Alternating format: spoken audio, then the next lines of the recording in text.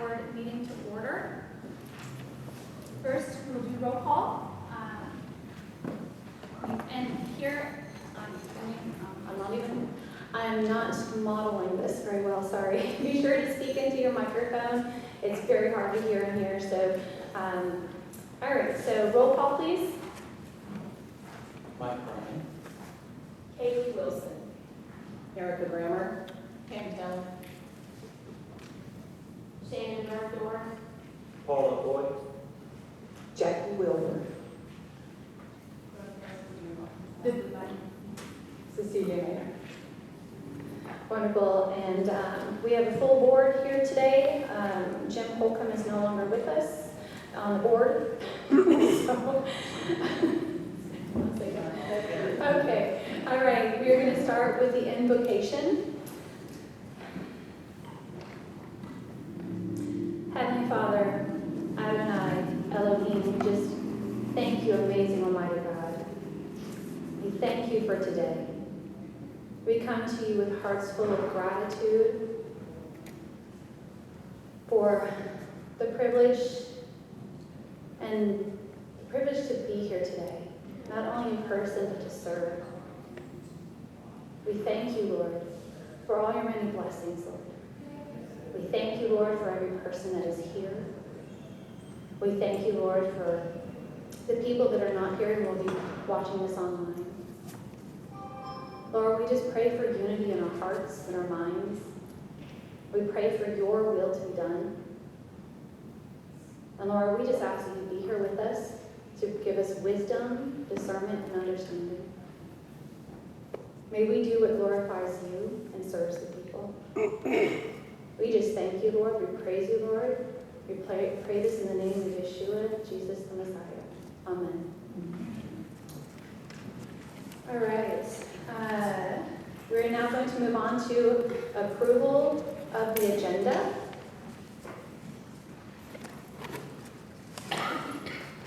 Joanna, I noticed Gabby sent an email saying that she had to leave by 5:45, so I was wondering if we could move the director's report above the treasurer's report. So all of the director's reports, okay, before the treasurer's report. So I'll second that. 11 will become 8. I'll second that. Okay. All right. Second, so that moved by Kaylee. Second by Shannon. All in favor say aye. Aye. Anybody opposed? Any abstentions? Now, I'll entertain a motion to approve the agenda. Okay. Sure. Actually, a couple. Due to the length of the agenda, I was wondering if we could change the things that we have to do by law. So do the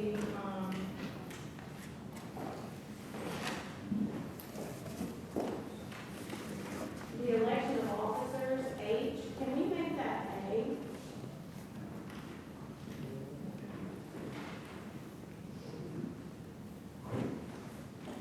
And then the interim pay for Kristen Mayfack B. I'll second that.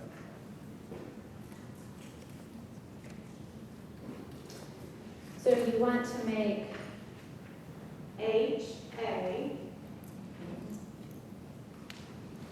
And interim pay for Kristen B.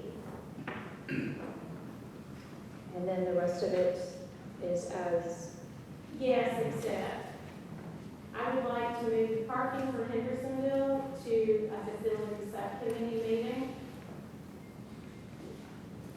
And the hiring process for library employees, move that to a bylaws and policy subcommittee meeting. So these are new items and that could be dealt with in subcommittee and come to the full board. So C and F would be removed to as subcommittees.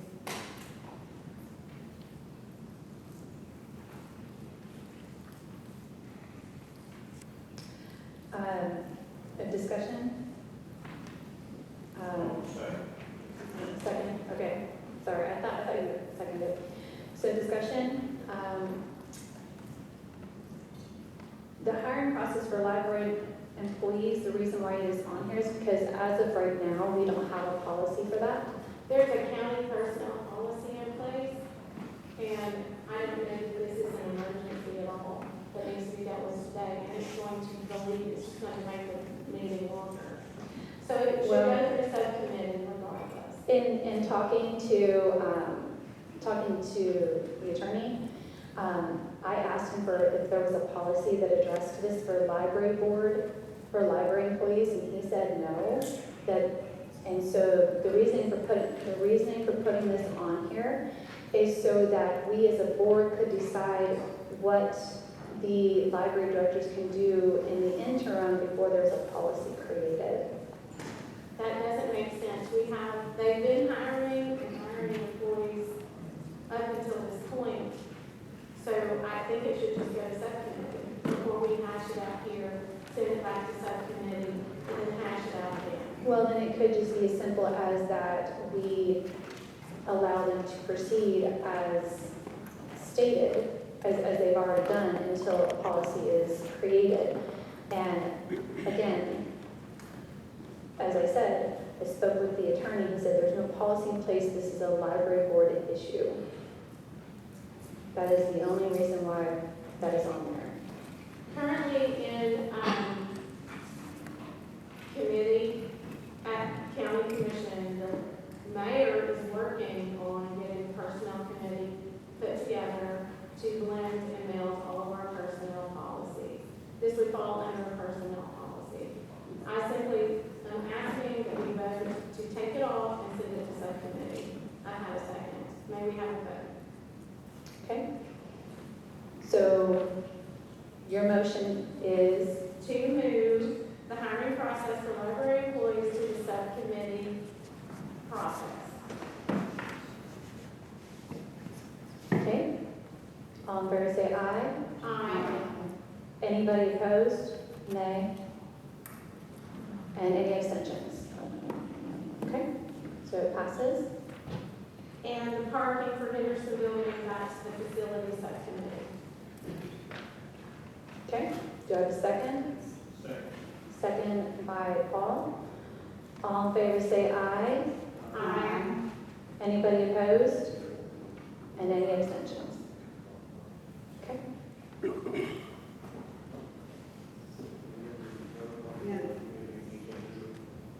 One second, I'm writing this. Yes. Hmm? They were saying, do we need to vote on A and B being changed, the H and E being changed to A, B? They y'all first and second, but there wasn't a. Correct. Yes, the motion's still on the floor. So, moving election of officers to A, interim pay to B. All in favor say aye. Aye. Anybody opposed? And any abstentions? Okay, That's all. Thank you. okay. So as it is, I make a motion to accept the agenda as amended. Second. okay, second by Shannon. And just to confirm, election of officers is A, interim pay for Kristen, and then it goes collection, development policy, fundraising policy, donation, population served, and Jackie Wilbur. So, all in favor say aye. Aye. Anybody opposed? Nay. Any abstentions? Okay. All right, motion passes. And we have a new agenda. All right. All right, so. Recognition of public.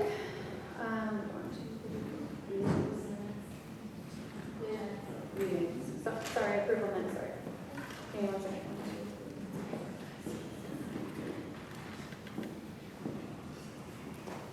Sorry. Special, approval of the special call April 23, 2025 minutes.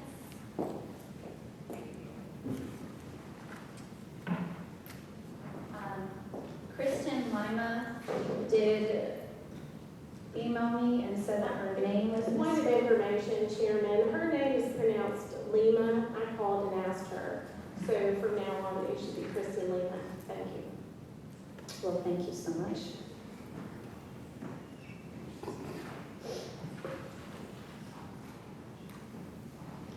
And, okay, there it is. Kristen Lima.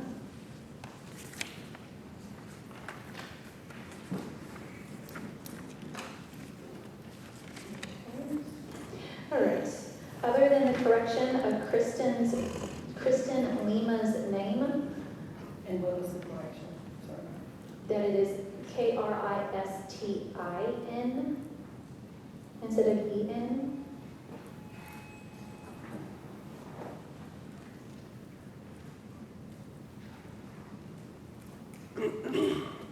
Okay. I'll entertain a motion to approve the minutes as corrected. I'll make that motion. Okay, Jackie, do I have a second? Second by Pam. All in favor say aye.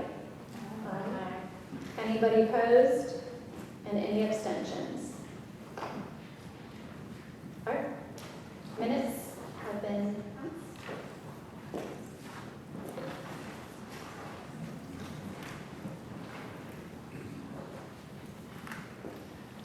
Okay, so we have now recognition of public. We have 16 people.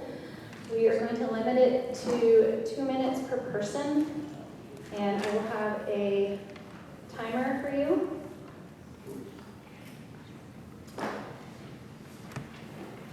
Just a reminder for the public that when you are up there and doing your public speaking, the board cannot speak to you. We cannot answer any questions. We ask that you be respectful, and also when we say that your time is up, we ask that you please finish and sit back down. Okay? All right. First person, and we appreciate you guys being here. Brooklyn White. Okay. Where do you want me to You can stand. There's a little microphone right there. Right here? Yep, Cool. it should be on. And do you want me to just face towards you? Is that Yep. make it the best? You might face towards us. Let's see, this one here? Can you hear me now? We Perfect. can hear you. Okay. My name is Brooklyn White. I'm a resident of Gallatin, and I'm also a library card holder in our county. In anticipation of speaking here today about these amendments, I read through this 19-page document in entirety. To my knowledge, there's currently no fundraising policy in the Sumner County library system that requires an application process or one that specifically goes in front of the board. But I did notice that the fundraising policy has a date at the bottom that it says it was approved, so I was a little bit confused about that. Also, last meeting, we kind of heard it wasn't meeting, it was canceled in April, but beforehand, we spoke to somebody who said that was a misprint. But I noticed it wasn't changed before now, so I was confused about that.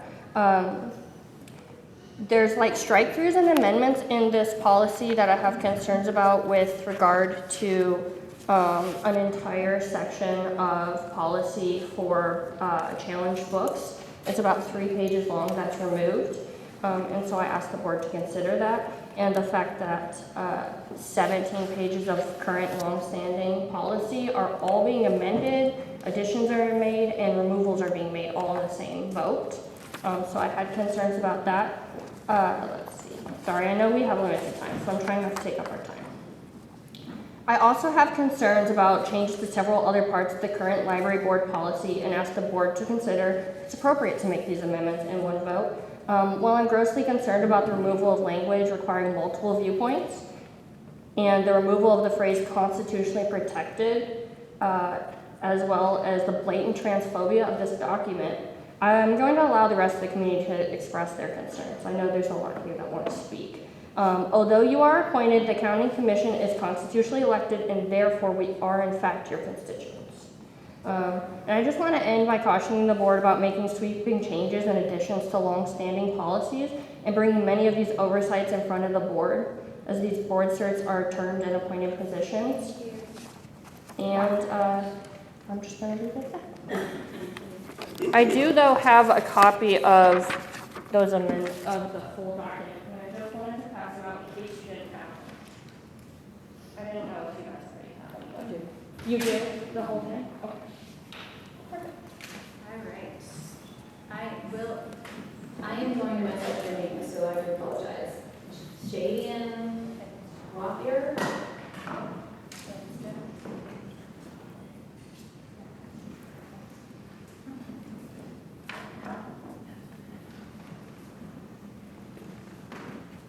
Where do I need to go to?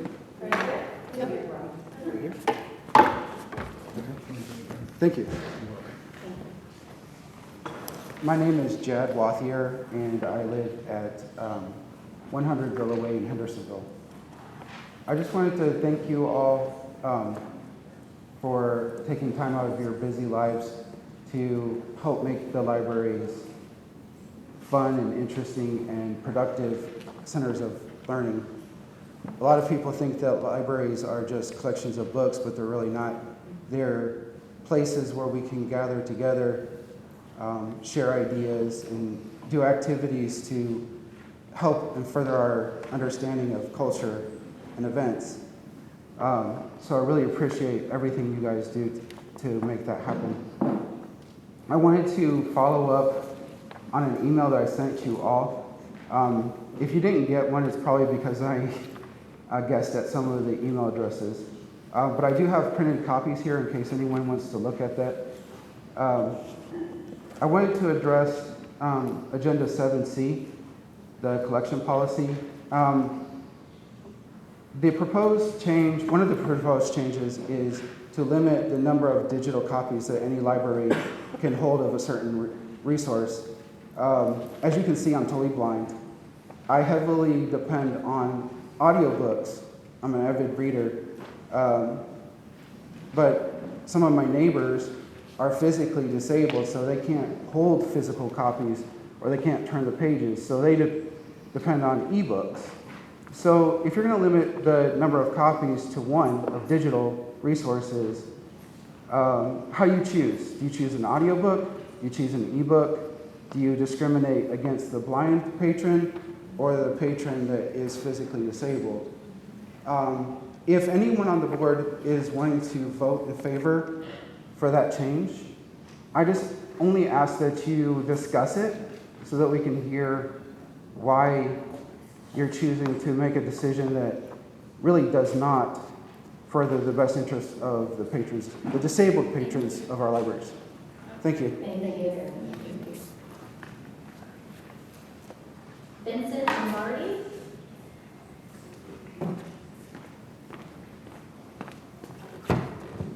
Hi, my name is Vince Lombardi, not related. I am a resident of Hendersonville and a retired teacher. I have taught government and economics for almost 30 years in the high school classrooms. I came up here today to speak to point F, which is a hiring procedure, but instead I'd like to make a note about population served. Population served by the board is everyone. And my push is for this board to use all available resources to make the best decisions possible to service the community and to do it well. One of my pushes is for you to use the resource for the American Library Association. They have tremendous resources, and instead of vilifying that organization, a realignment and a reinforming of what it is available to, like hiring practices. They've written things on best practices for library employees and best practices on hiring. They have job boards, they have job fairs, they have networking. So that is a resource that this library board can use to service the people in the community. I also want to reiterate, the fact that something that Brooklyn said before, that I am a voter and people in this room are voters, and we do vote. And we do vote for county commissioners in Sumner County. And it has not passed my nose that this board is appointed by that body. I want to thank you very much for your time, and I appreciate it.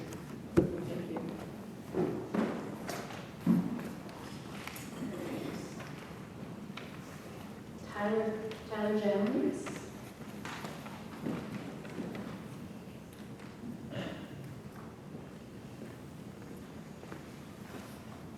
Afternoon, I'm Tyler Jones. I'm a resident of Portland, I am reading a letter written on behalf of Michelle Harbin, also a resident of Portland.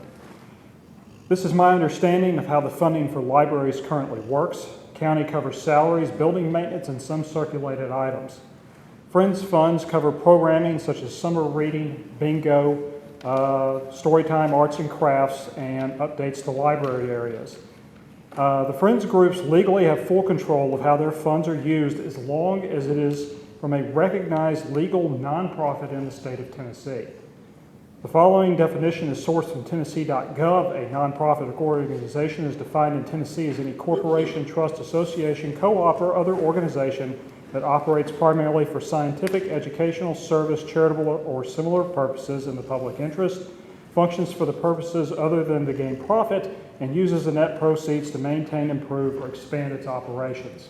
Friends groups often receive donations for special needs, such as in Portland, we have a donor that pays for Ancestry.com software. We have another who left a large endowment after her death to be specifically used for book purchases.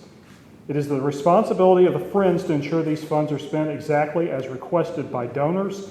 Library board members are not active members or elected officers that can legally touch or allocate these funds. Expenditures of Friends funds have to be approved by voting members. The meetings follow Robert's Rules of Order. An expenditure gets brought as a motion and has to be seconded and approved by the voting body. The only way the library board can get a say is if they all pay dues, officially become members of each Friends chapter, and attend meetings and vote on those expenditures individually. That it? You still got 10 more seconds. This seems pretty black and white to me. As a member and former president of the Portland Friends, I do not see any legal path in which the library board can access or control the use of the money raised by the 501c3 Friends group. Thank you so much. Thank you.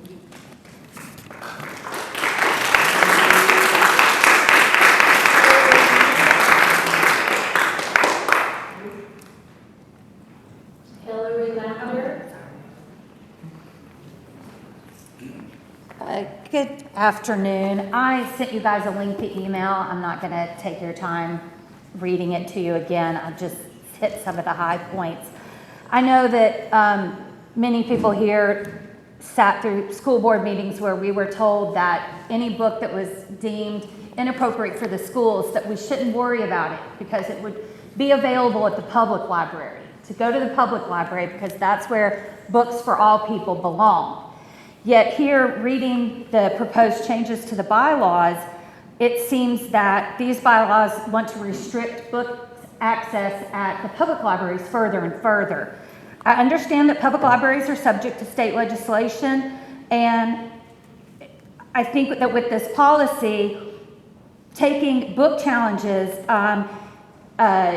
collections policies, and placing it all under simply the library board to unilaterally make these decisions, kind of taking the trained directors out of the equation, taking the public out of the equation. You know, if somebody has a problem with a book, I understand that they should have a way to make their concern known. But then we had a process. The bylaws have had a process that's worked, where you report it to the director looks at it, and it makes its way through the process. Now all of a sudden it wants to be that if anybody has a problem with a book, they bring it to the board and it's in or out like that. I think that we're a very diverse community. We need a very diverse library. I think that having, it talks about taking away balanced views on subjects. Well, we want our kids to be critical thinkers. How are they going to do that if they don't have access to varying views on a myriad of subjects? Thank you.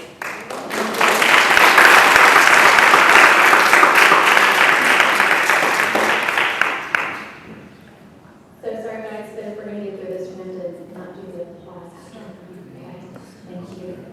Okay, so Mike Epley. Okay.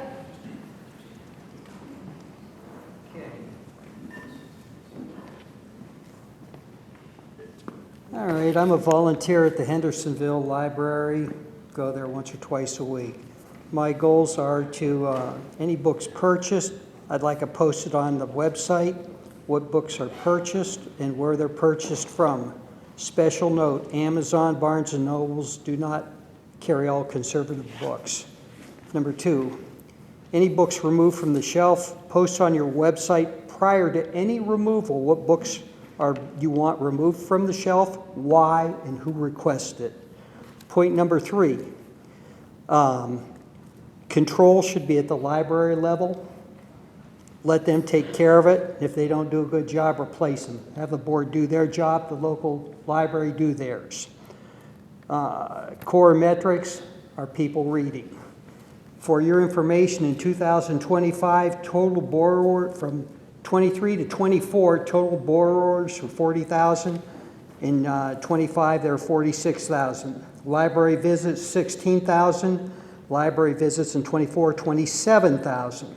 Computer users in 2023 were 890.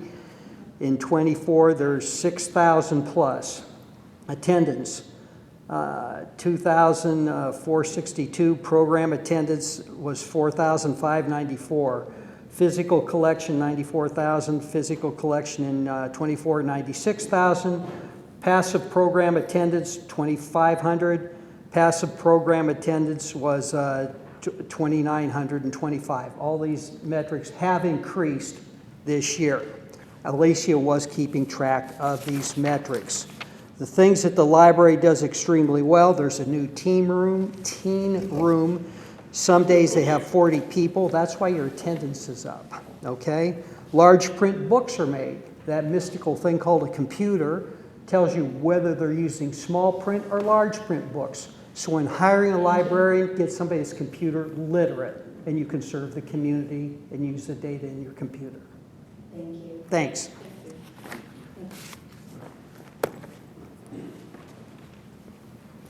All right, Patricia Smith.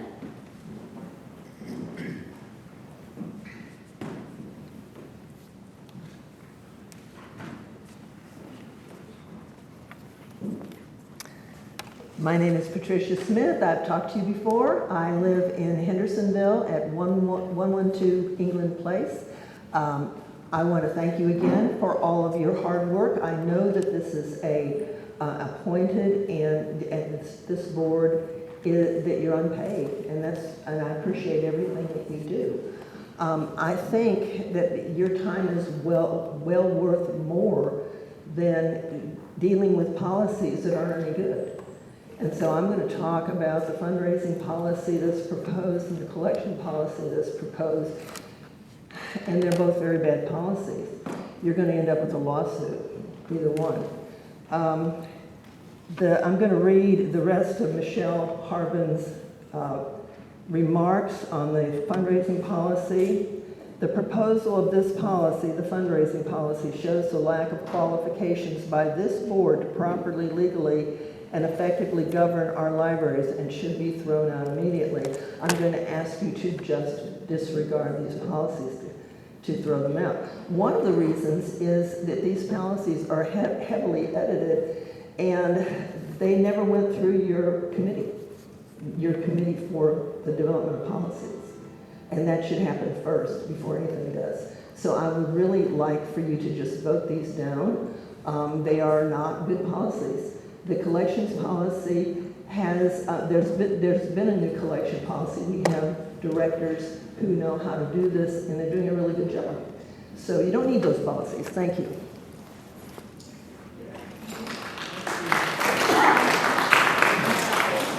So, Jesse McKinney.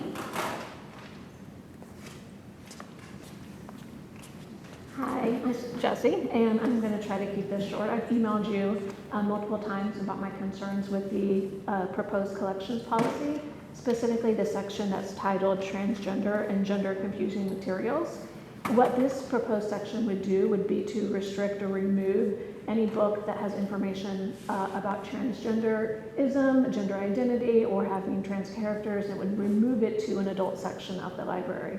As a public institution, it's the library's responsibility to uphold the First Amendment, which guarantees the right of all young people in Sumner County to read and learn absent of bias or viewpoint restriction.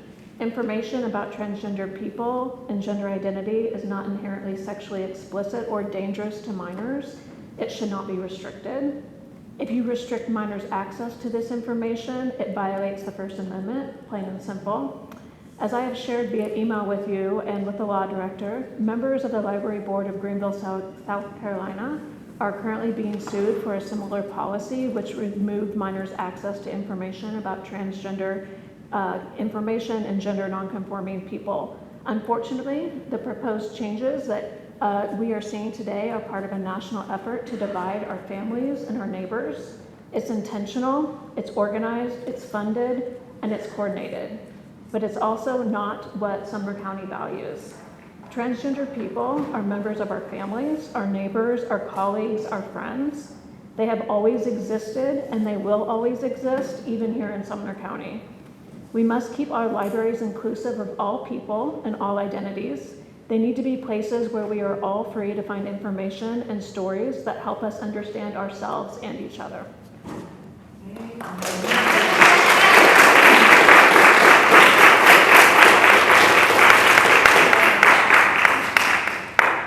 Guys, I'm going to ask you to be respectful. I asked you not to do the applause afterwards. Okay? Thank you. I appreciate it. Jolene Cannon. Hello, my name is Jolene Cannon, 159 Womack Road in Portland. First of all, thank you, board members, for being here, and thank you for the public being here. We all obviously care about the libraries. I'm going to read a letter from Cheryl Smith, who is an attorney, that was sent to Ms. Daniels and the library board. It was also sent to Eric Sittler, the Sumner County Law Director, the Sumner County Commissioners, and the Friends of the Portland Library Board. Sorry. Dear Ms. Daniels, I am writing to you on behalf of the Friends of the Elmer Hinton Memorial Library Incorporated, aka Friends of the Portland Library, the Friends, with respect to the fundraising policy that has been submitted for approval by the Sumner County Library Board, the board. As you are aware, the Friends are an autonomous 501c3 charitable organization with its own articles of incorporation, bylaws, its own board, and its own mission statement. The role of the board, the role of the Friends is to support the Portland Public Library, the library, and work in collaboration with the board, the Portland Library Director, the director, and the library. Its focus is fundraising, advocacy, and volunteer work. A nonprofit charitable organization must use its resources in a manner consistent with its articles of incorporation, bylaws, and mission statement. Accordingly, the Friends is not subject to control of the use of its funds by any other entity and maintains ultimate control over how its funds are used in furtherance of its mission statement. The duties of the library board, as set forth in TCA 10.3.104, and as explained in the Regional Library System's Library Service Agreement, do not extend to governance of the Friends. The board has no authority to require approval of the library board to conduct fundraising activity. Further, the board has no authority to direct how funds raised and donated for a particular purpose are to be used. The Friends may direct how funds are to be used in a manner consistent with its mission statement and bylaws. Often fundraising activities are carried out in support of a specific purpose, program, goal, or need of the library. Donations received. Thank you.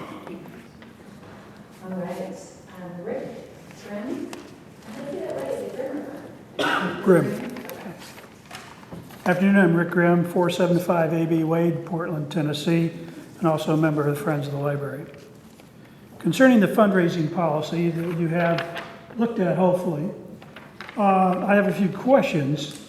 First of all, this policy has never existed prior to the 2nd of April, and it was brought up at the bylaws and policy committee meeting on the 2nd of April. Prior to that time, it just didn't exist at all. And all of a sudden, we need this policy. It's interesting, the fact that things have gone along very well over the last many years of the Friends and anybody who wants to donate money to the library to do so without any interference. The interesting thing is, and I'm a little embarrassed to bring this up to you, but on page 2 of this form, of this policy, it says approved by the Board of Library Trustees 21st September 2011. Why is that even on here? Because this policy never existed, nor was it ever approved by the Sumner County Library Board. I'm embarrassed for you that this remains on this document. This document was found from another library board and was now brought to this library board. So we got to do this. This is good. Well, and on page 4, you will find part of the application. Then it states on line 3, indemnity insurance attached with application, if not friends of the library or foundation. Come on. Who in the heck is going to bring in indemnity insurance to do a fundraiser for the good of the public? All we are doing with this fundraising policy is hurting the library, we're hurting the public in general, and our kids who aren't coming to the library because the programs are not funded. Thank you. Thank you.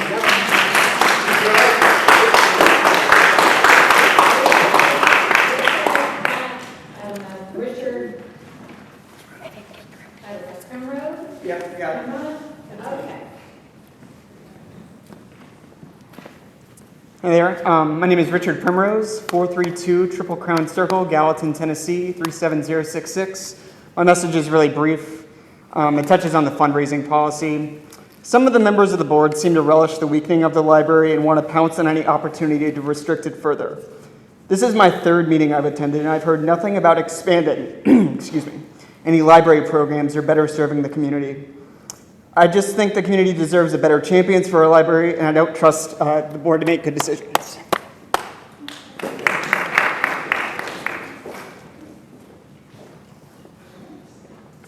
All right.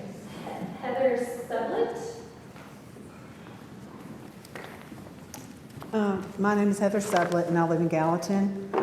The Sumner County Library Board has essentially said the quiet part out loud with the changes they are making to the collection development and management policy, that their personal values are the only ones that matter, and any ideas or people that don't conform to those do not belong and should be rejected. They have stricken the guidelines that, quote, a balanced view of all subjects, unquote, should be a factor in choosing new materials because they only want their view represented. They have stricken the goal of, quote, meeting the educational, informational, and recreational needs of the community, unquote, from the development plan to keep people in the dark about evidence and opinions that are contrary to their own. They have added a new section dedicated to the marginalization of trans, gender fluid, and gender nonconforming people, which bans completely materials that, quote, make mention of or promoting or, quote, subjecting a minor to transgender or, quote, gender confusion ideology. Furthermore, that language has added prohibiting the fulfillment of requests for, quote, materials promoting transgender or gender confusion in minors. These are human beings, and the board has decided they do not even deserve a place in our public libraries while using incorrect and marginalizing language of, quote, promoting, subjecting, and gender confusion ideology, which the board would be aware of if they availed themselves of the educational materials they now want to make inaccessible to library patrons. They have stricken language from the censorship and access section, which would, quote, uphold the right of individuals to access and acquire information to ideas and information representing a various viewpoints, unquote, which will allow for censorship and direct violation of our First Amendment rights. Thank you so much.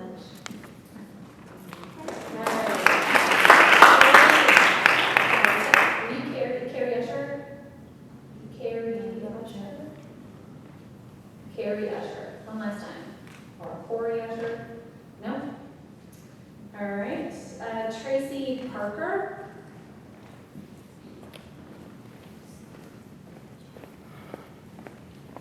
Good afternoon. I appreciate y'all's service and being here. I'm not going to speak to you about the fundraising policy because it's illegal and it'll take care of itself.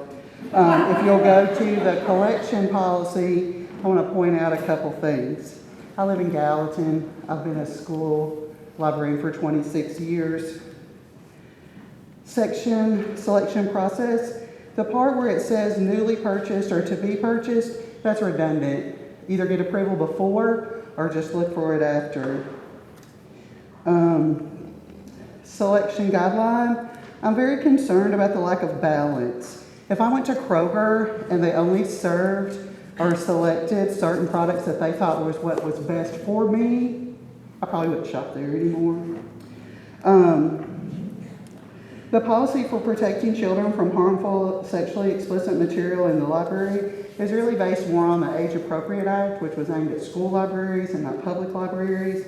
And the whole part of the policy about all the sexual particulars, I don't want to shock you, but I teach middle school and I have for 30 years, and my 6th graders are having sex. And if I could give them a book to read for them to understand why that's not a great idea, I would do it in a heartbeat. It was the reason I didn't have sex in high school, was because I had read a bunch of books where it all went crazy, and I didn't want to do those things.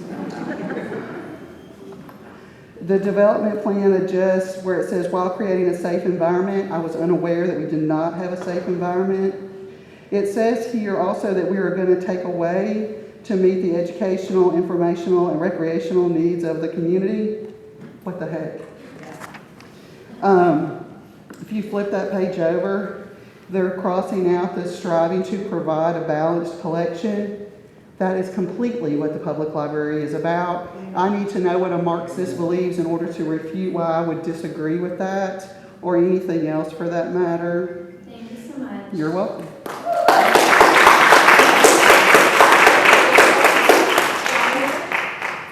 Skylar? No? Okay. Krista? Yep, I am. Skylar. Hello. Okay. Well, you obviously couldn't hear me. He was standing up. So, I'm Skylar DeVos, 120 Donman Drive in Hendersonville, Tennessee. I'm here to speak in response to the proposed changes to the library collection policy. I believe these changes strike at the very foundation of what it means to be a public library. A public library is a public good built to serve the community and the whole range of community interests. It provides balanced information and resources because only by providing access to all views can community members become deeply informed themselves. The proposed changes strike the word balance. They remove language about meeting the recreational needs of the community.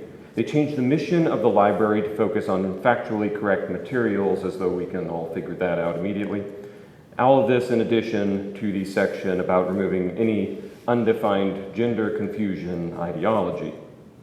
The section under censorship and access removes all language about the importance of providing access to many and diverse viewpoints, and instead introduces a policy for reporting and removing materials.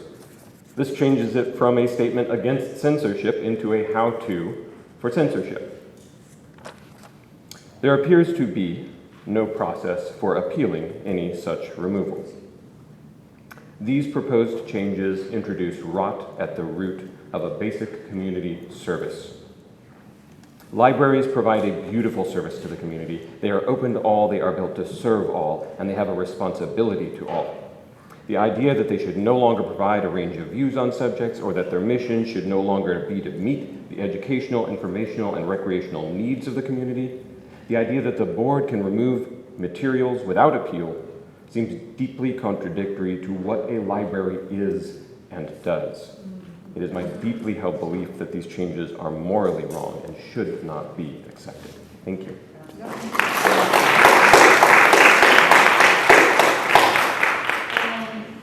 Krista Windhurst? Hi, my name is Krista Windhorst. I'm a resident of Hendersonville. I've read this policy front and back several times, and I do agree wholeheartedly with everyone who's spoken here today. I think that's very brave to come up and speak at all. I did want us to take a step back from not only these changes that are wild, but just how deeply authoritarian they seem. It's like there are many authors within our own libraries that have warned us about these changes. George Orwell, Ray Bradbury are great examples. Taking away the ability for anyone to read any book is just, I feel, deeply un-American. I feel like our ancestors fought this war after war after war. And why are we trying to make this happen here at home? We have fought Like, my great-grandparents have fought against these ideals. There are nations now that we are actively fighting against, like China and North Korea and Iran, that do these exact things. And their people are so oppressed, and it starts here at home in our libraries. Why are we doing this to ourselves? I truly don't understand why we would try to discriminate against anyone in our own backyard, people we know, people we love. I really urge you to just throw out these changes, these things that, you know, truly bring out the worst in people. Thank you. I yield my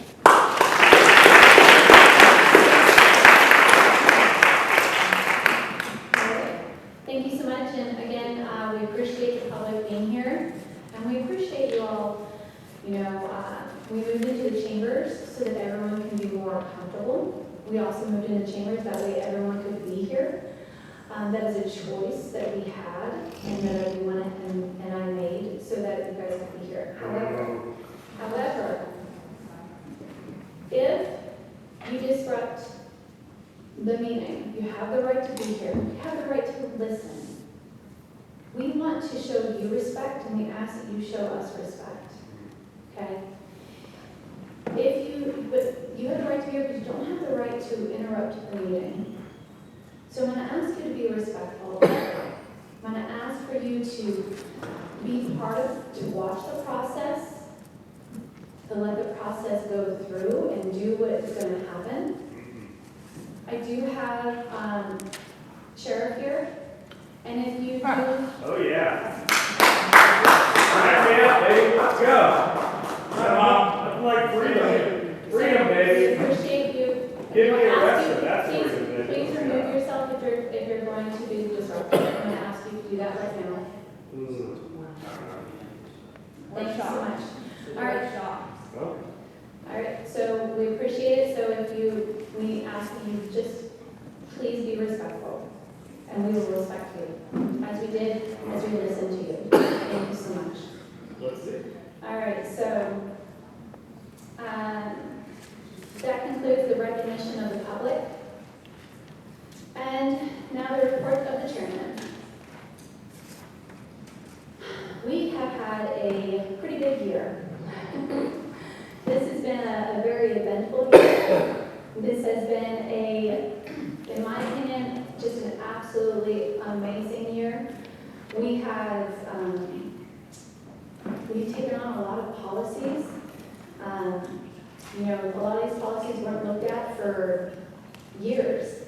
And we've been able to update a lot of policies. We've been able to come together and get a lot of stuff done. We did our first director evaluations.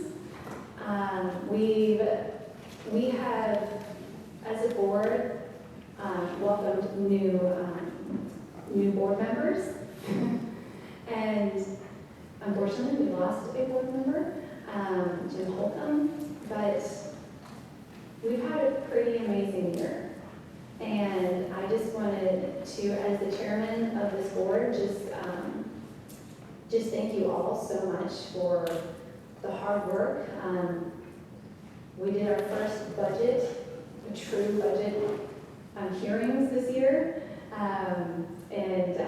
So there was a whole lot of firsts that happened this year. And just wanted to say that appreciate you all so much. And there's a lot of misconceptions around what we do, how we are appointed, what is our responsibility, what is our governing responsibility, and those misconceptions unfortunately do cause some unrest. And I just want you all to know that I really appreciate you all for being here, and I know you don't get paid. None of us get paid, and we spend numerous hours because I know that each of you love the libraries. And the only reason that you are giving up your time, giving up your money, giving up your heart is because you all love the library so much. And I want you to know that I know that in the emails from numerous people, we are appreciated. Numerous people have emailed us, and just appreciate you all. So thank you all so much for being part of this board, and for serving, and for doing an amazing job this year. Thank you. Okay, so now we're going to go on to new business. And get my glasses on. One second.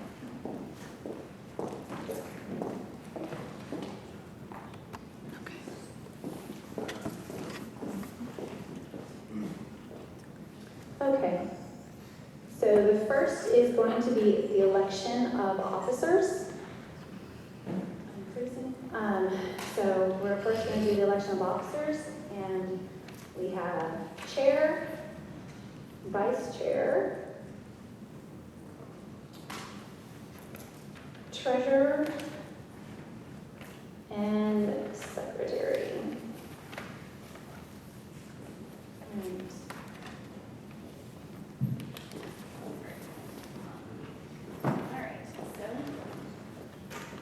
We will first start with chair. Do we have a nomination for chair? I would like to renominate Joanna Daniels. Okay. Joanna, do we have any other nominations? I would like to nominate Pam Taylor. Pam Teller. Pam, do you accept the nomination? I do not. Do not? Okay. Any other nominations? Okay. So the nomination for Joanna, do I have a second for Joanna as chair? I second the nomination. Second by Kaylee. All right. All right. Motion has been made and second. Do all in favor say aye? Aye. Anybody opposed? Okay. Opposed. Shannon, Paul, and Jackie. All right. Any abstentions? Okay. Motion passes. Okay. We'll go into vice chair. Nominations for vice chair. I nominate Mike Bryan. I second. Do you accept the nomination? Okay. Okay, do you have another nomination for vice chair? All right. So, Mike Bryan for vice chair, all in favor say aye. Aye. Anybody opposed? Any abstentions? Okay, Mike, congratulations, you're vice chair. All right. Treasurer. Do you have nominations for treasurer? I nominate Pam Teller for treasurer. Okay, so Pam. Okay. Okay. Do you accept Pam? Okay. All in favor say aye. Aye. Anybody opposed? Any abstentions? Congratulations again. And secretary. I would like to nominate Kaylee Wilson. Kaylee, would you like to accept the nomination? Yes. Yes. Okay. Second by Mike. All right. Any other nominations? All in favor say aye. Anybody opposed? Any abstentions? Okay. Officers are Joanna for chair, Mike Bryan for vice chair, Pam Teller for treasurer, and Kaylee Wilson for secretary. Thank you so much. All right. Now we're going to move on to the interim pay okay for Kristen.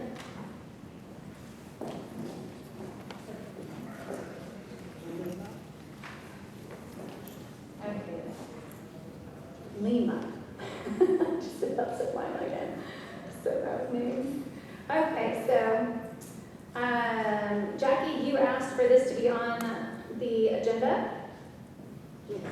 I just received a letter from someone that asked that Kristen, since she was officially named the interim director, that she be compensated for the fact that she's doing that job as well as her job until it is filled. And as you know, we will be posting the job on Friday. So, and then I see the resolution, there is a policy in place. So, if you need a motion, I will make a motion to follow this policy in order for Kristen to receive compensation for doing the interim director job in this area. Okay, motion is made. Do I have a second? Second by Mike. Okay, hold on 1 second. Give me 1 second, guys.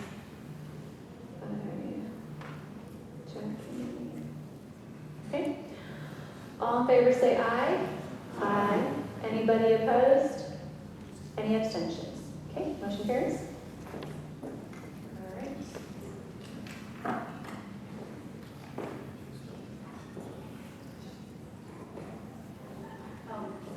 The only other thing about that is, interim pay for Kristen, is that we have to make sure that you guys are okay with me signing the paperwork. So, I'll entertain a motion to allow the chair to sign the paperwork so that Kristen can get her pay. So moved by Erica. Second by Mike. All in favor say aye. Aye. Anybody opposed? Any abstentions? Okay.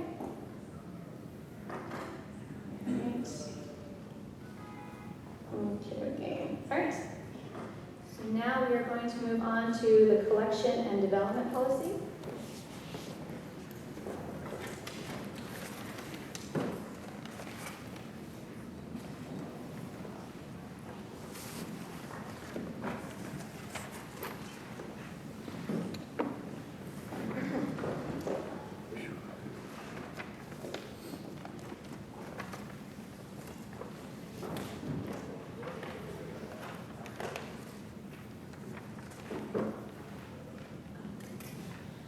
All right, so you all should have in front of you the collection and development policy. I might have to go to a seat. So it's like a lot of notes and everything. I'm going to try to do it up here, but if not, I might have to move to a seat. So, all right. And so we have the collection development policy on the floor. Well, motion for discussion. So, Kaylee, second by Erica. All in favor, say aye. Aye. Anybody opposed? Any abstentions? Nope. Okay. All right. So, as we know, this is a very highly controversial issue, and collection development policy, the first time came around, it was because we were ordered by the state to make these changes, and so we did. I want to inform the public that this is not a bylaw, this is a policy. And so there is a lot to be said here. So I also I have been looking over this even more after it came out of committee, because it did go to committee. The policy, the draft that you guys are looking at did come out of Policies and Bylaws Committee. And then I actually had extra time to look at it and want to give you guys a copy of suggested changes. No. Yeah. How long have you had these suggested changes? Pretty young. Yeah. It's not right.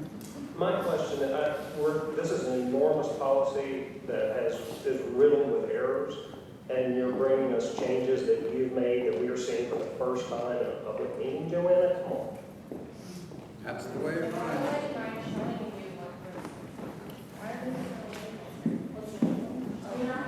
Just vote no. Yeah, vote no. I make a motion to table this policy entirely. I wanted to be sure to get over here before I answered you so that everyone could hear me. As it is in commissioners, being a commissioner, and in any public forum, anyone can bring changes to a meeting. It is absolutely normal process for people to amend anything that they want to when it comes to a policy. So you haven't even looked at these, so we're going to move forward as normal in any normal meeting. Oh, Cecilia. I just need a point of order. I'm sure that this is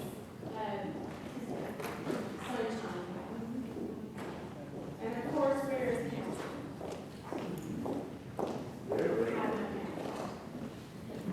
Yeah, is there no legal counsel here? There's no legal counsel, and also how does this violate sunshine law when I'm bringing them to you at a public meeting? So please tell me how that is sunshine law. This is policy. What you saying? no, it doesn't have to go through policy. Now, point of order, as you know, in any public meeting, anybody can bring changes to any policy as they do in the county commission, and you are very well aware of that. So we are going to move on. We did not vote to it. In commission, we voted to accept things, add things to the agenda, accept things to the These are my changes. Thank you. All right, so you have your draft policy and you have my changes. So you can look at them side by side. My changes are going to be in highlighted, and you have your draft changes right there. So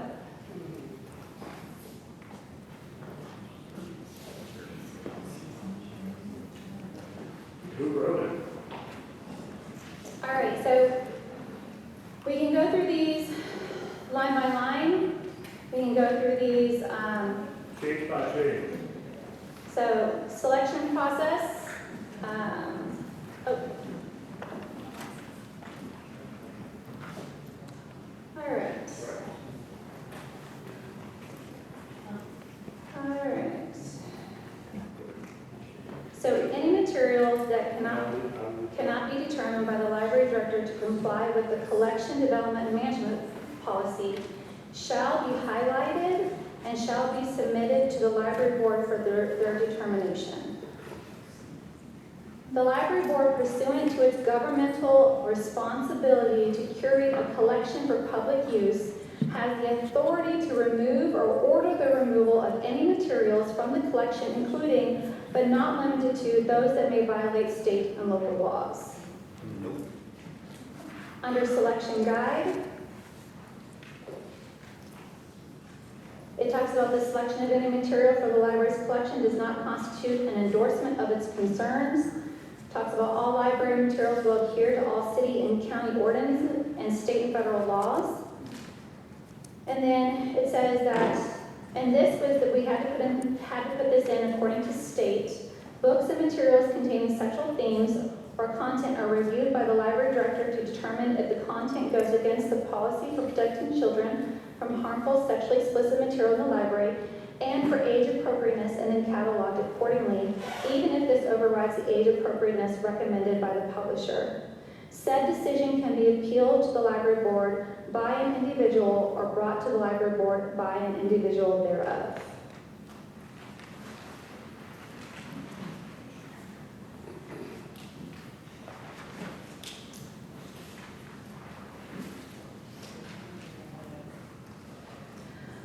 I took out factually correct materials, and it says on number 2,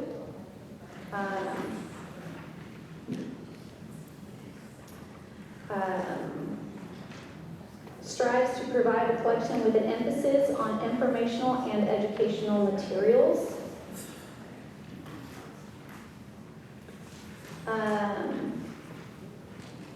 Second from the bottom, strives to provide materials that conform to the fundamental law, informing and defining the unalienable rights protected by the Tennessee Constitution and the Constitution of the United States. And then, want to understand the electronic copy.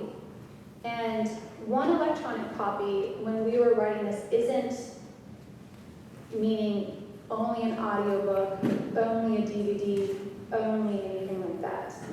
It means there's an electronic copy in every form, but there's only two copies available of every form. So electronic copies is every electronic format. But additional copies will be written by written request of the library board. So they can get more copies, you just have to let us know. Because again, the library board oversees all budget, and we just need to know where the money's going. So, all right. In reference to the Library Association, the tools, library directors shall not reference the American Library Association. I want to bring attention to this, that in a memo by Secretary of State Trey Hargett in 2023, because people were accusing Trey Hargett and the state of Tennessee being part of the ALA, and it very upset a lot of people. He stated that we are not members of the ALA.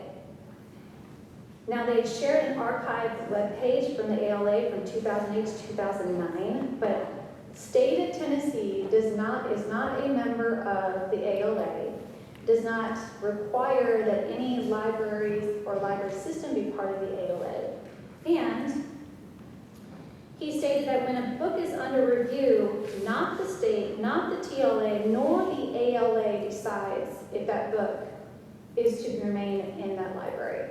It is up to the local library board. So, since we are not part of the ALA, and obviously Secretary of State Trey Hargett made it very apparently clear that Tennessee does not support the ALA, and when we wrote these collection and development policies in 2023, we intentionally took any reference to the ALA out of these collection and development policies because we do not in any way want to support the ALA. So I also stated in here that library directors shall not pay dues to any organizations such as the American Library Association or affiliates of the American Library Association. American Library Association. Just wanted to clarify. Okay. If you go on to the next section,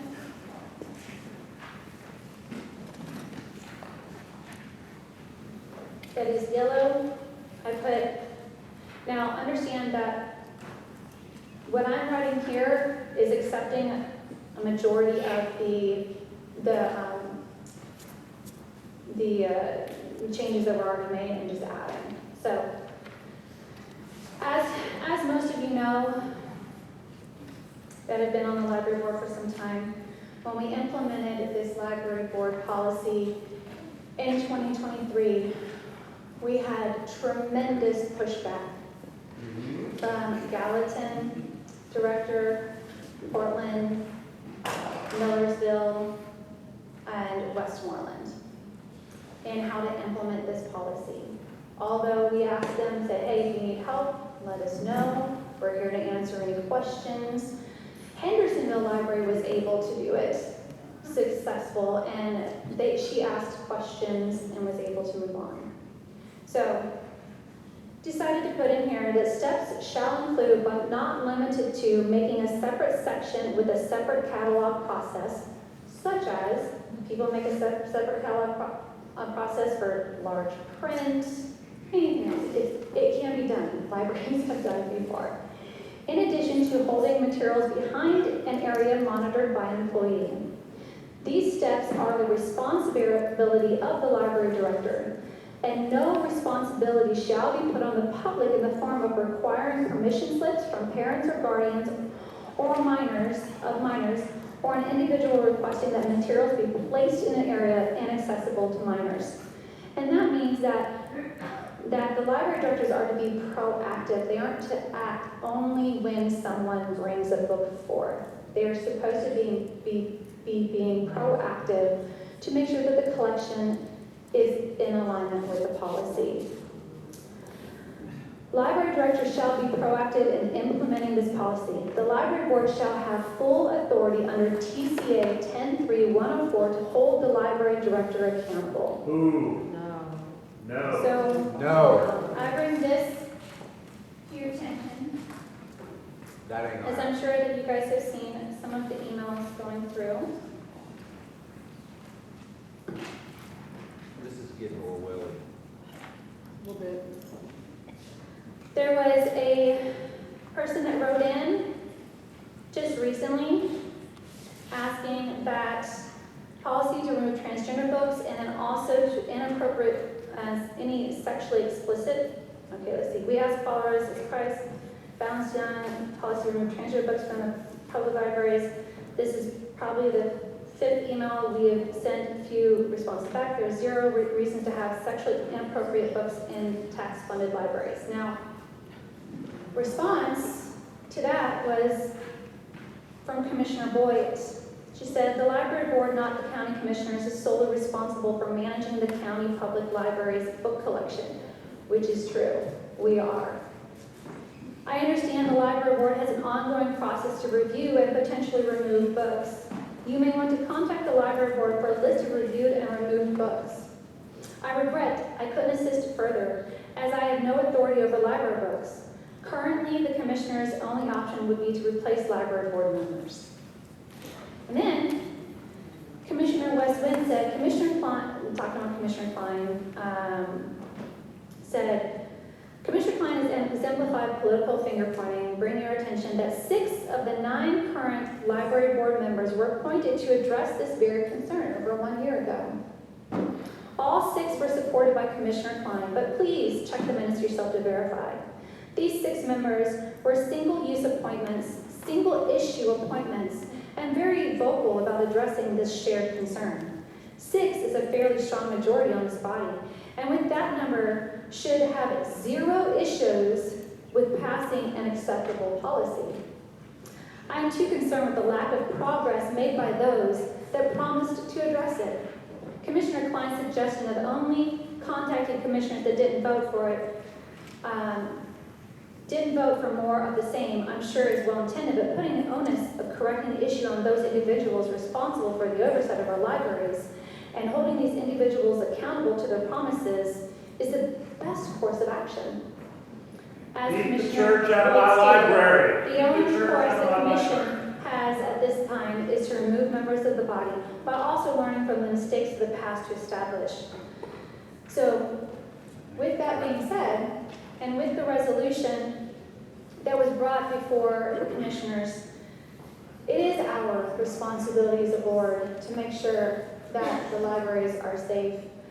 It's also our responsibility to enforce the policies. And we've had this policy, we've had the sexually explicit policy in place now for a year. And so at this time, I want to put in this that we shall have full authority under the TCA code to hold the library board, library directors accountable. Because although we make policy, they are supposed to be enforcing it. Okay. Next one, under 7, I took out bona fide and just put research by adults.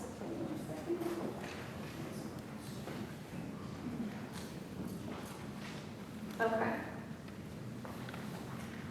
All right. So now we will get on to the transgender and gender confusing materials.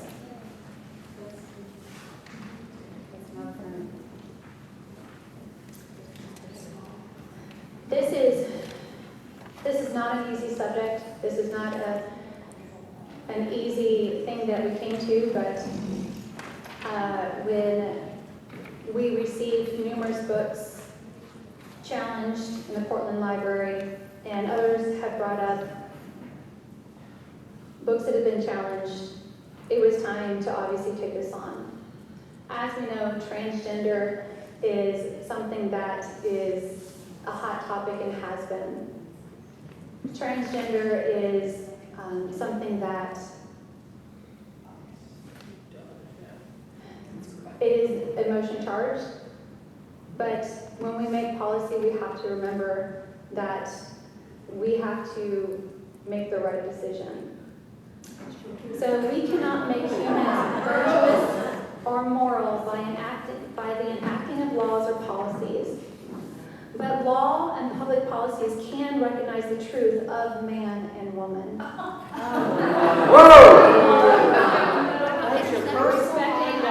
will clear the room. I will clear the room. You know what? I will see myself out, but I just cannot believe that you guys think that this is West Sumner County. I need for you to remove. Sheriff, can you please remove her? I'll see myself out. Hold on. First warning.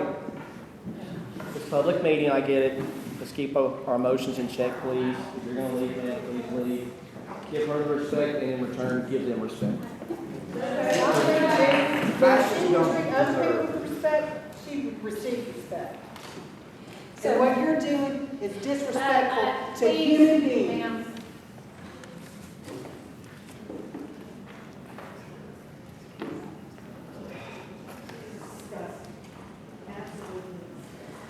Okay, we cannot make humans virtuous or moral by enacting of laws or policies, but law and public policies can recognize the truth of man and woman. Respecting law, that truth is found in common law, that is the foundation for Tennessee's jurisprudence, the United States Constitution. The truth is that we are man and woman, and from that society comes into being. The common law is grounded in man and woman. This is reflected in Tennessee statutes, such as TCA 751-1802 on Public Chapter Number 1, which was carried by Representative William Lambert and Senator Farrell Hale. We have a duty to create a collection in our limited budget that gives us the authority to not shelve books that promote what is contrary to and inconsistent with those laws. Madam Chair. Exercise of this duty is not banning books. Every day, our library directors make choices about which books to purchase with monies from taxpayers. These choices must create a collection that does not violate state and local laws. What were you reading from? I'm reading my notes. I'm reading my emails. This not. Where is it? So the new part that I wrote in here was so that we can use the statutes already in place to define our policy. There shall be no materials in the collection of the libraries of Sumner County subjecting, introducing, condoning, or encouraging a minor to identify with or live as a purported identity inconsistent with his or her biological sex at birth, as described in Act 2023 PC1.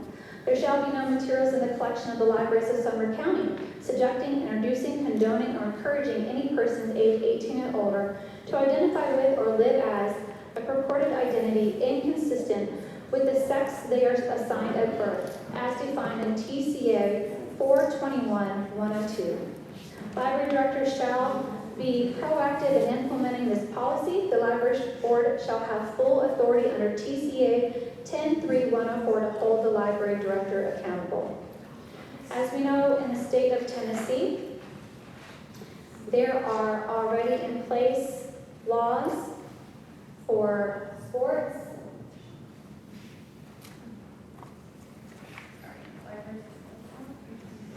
Laws for sports, laws for bathrooms, and as you know, the law that went into place that prohibits any surgeries on minors that for transgender. All of these laws have been upheld in the courts, and even in our sex ed, we cannot teach about transgenderism in schools. Therefore, that is why I referenced those statutes. Okay? Donations. We've had quite a interesting time with the donations going on here. And so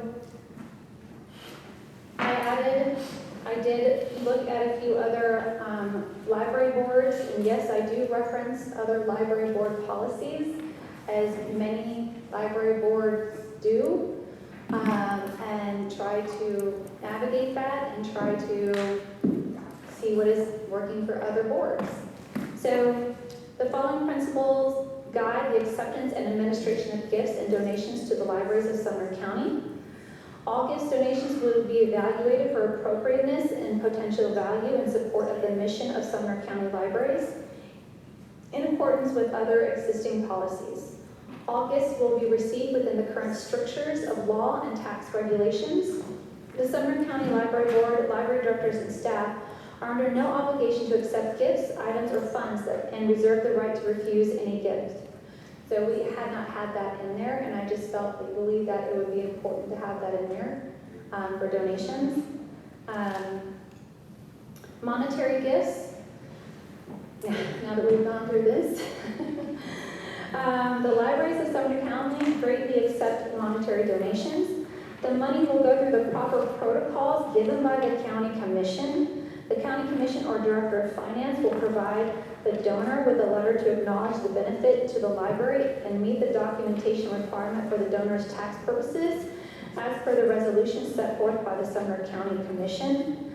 Monetary donations, unless made payable to the Friends of the Library of a designated branch, shall be kept in a restricted account as designated by the County Commission for the designated library. Funds shall be used for the designated library at the discretion of the library board. Unrestricted monetary gifts, undesignated donations that are accepted by the Library County Commission unless made payable to the Friends of the Library of a designated branch shall be kept in a restricted account as designated by the County Commission for the designated library. Funds shall be used for the designated library at the discretion of the library board. And then specific requests and restriction donations that are accepted by the Sumner County Commission are set aside according to the wishes of the donor for the designated library. Depending on the size of the contribution and its requested use, the funds may be set aside in an interest-generating account for future use. The library understands and respects its legal obligation to honor the wishes of the donor when accepting restricted funds. All money donated for library materials will be utilized to enhance the library's collection in accordance with the library's Sumner County Collection Development and Management Policy. Okay. The other one is under duplicates. Just additional copies will be by written request to the library board. I did change censor and what's it called? Censor and what's called censor and access to review and access. I was advised to take censor out of the policy. So review and access. All right, library materials reconsideration policy. As was stated in the committee, we have been told, and it has been very well made aware by the commission that the buck stops with us when it comes to the books in the library. It has made. Excuse me, point of order, when did the commission vote on making you aware of that? You said we have been made aware by the commission. Is there? That we've been made aware by members of the commission. Is that right? Thank you. Thank you. Members, thank you. I appreciate you making sure that I clarify that. I really appreciate it. I also want to clarify when you spoke to the resolutions, that resolution did not pass. You're It's correct. not been involved before. But it was brought to the commission, is what I said. To the floor, and it was not Exactly. brought, it was not added to the agenda, and it was not brought to the commission. Okay, thank you. So that the audience knows. So- Thank you. All right. And so this is the reason why we took the challenges to collection content and reduced it all, because honestly, like such as right now, there have been books that have been challenged since February, and we still haven't received an update on those. And in all honesty, as I was made aware, that the buck does stop with us. So there's no reason to add a middle person or a middleman in there. Might as well just bring the books directly to us. Then we can vote, we can look at them, and we can choose on whether or not for them to be in there. So, and then if you look on there, the director shall report in writing any verbal challenges to the library board. Many people have come up to me and said that they've done verbal challenges. They don't want to put their name down, which is, I understand, it's intimidating. So we just want the directors to let us know. That's it.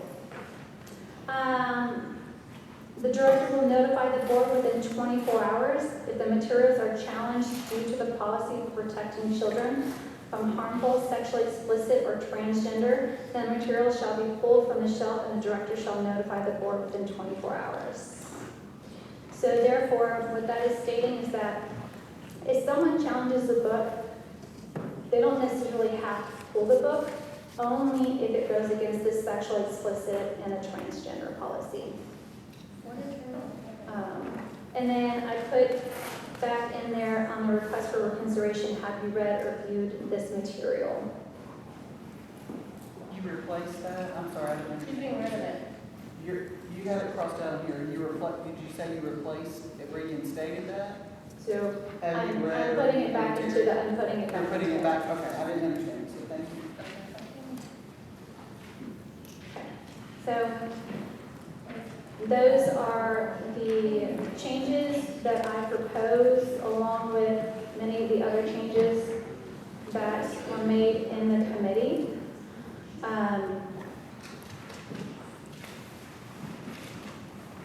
You're saying these are in addition to the changes in green in the document that we have? Yes, there are additional changes that I made in addition to, and some that I changed. So which one's which? Like there's some that are in here that you changed, but which ones are these? To make this easy, as we did this with the other policy, other policies in the past. I brought this policy, okay? And we have this policy. We have two policies that we can look at. We can accept one in full, or look at one and amend it and change it. So, Okay, are we in discussion? yes? Do we need a motion for discussion? We're already in it. I'm sorry. So, we motion for discussion. Okay, I apologize if I got a little upset earlier, but I don't like surprises. And this isn't a surprise, but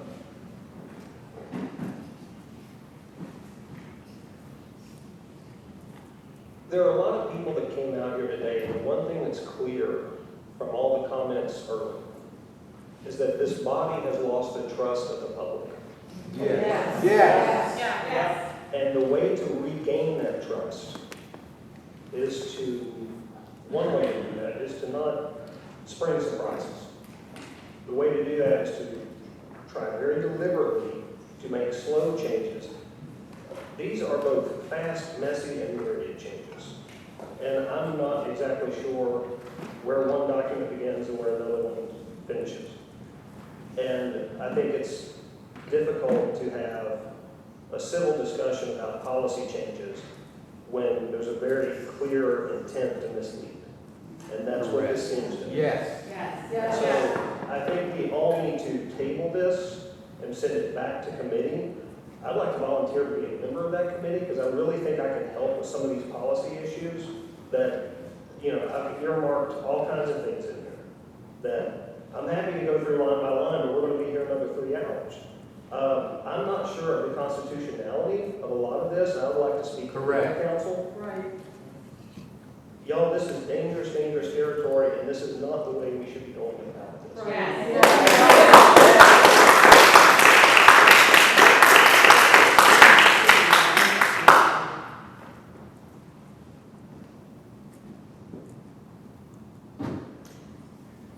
So I'll entertain a motion to accept the policy. Accept the policy. That's not. I have a. That's not what he said.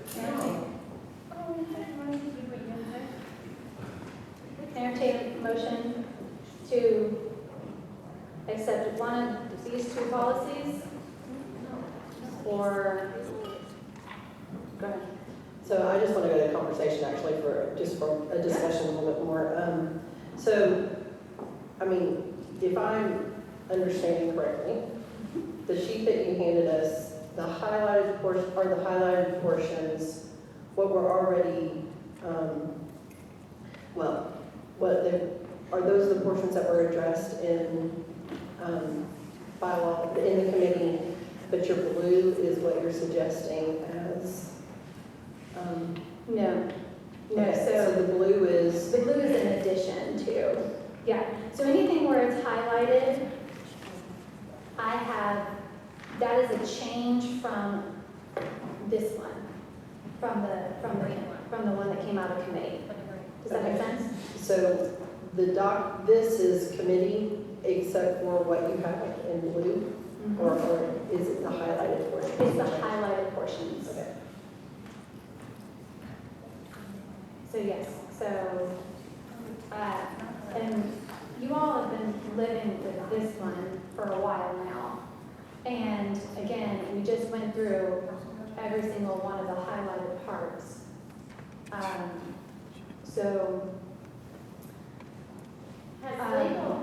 legal gone through the changes that you put into this policy?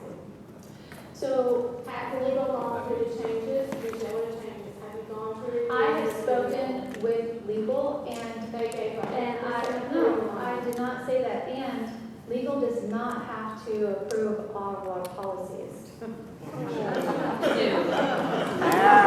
are. Yep, there we are. I will agree with Mansfield approves, not you. my colleague, Mr. McCoy.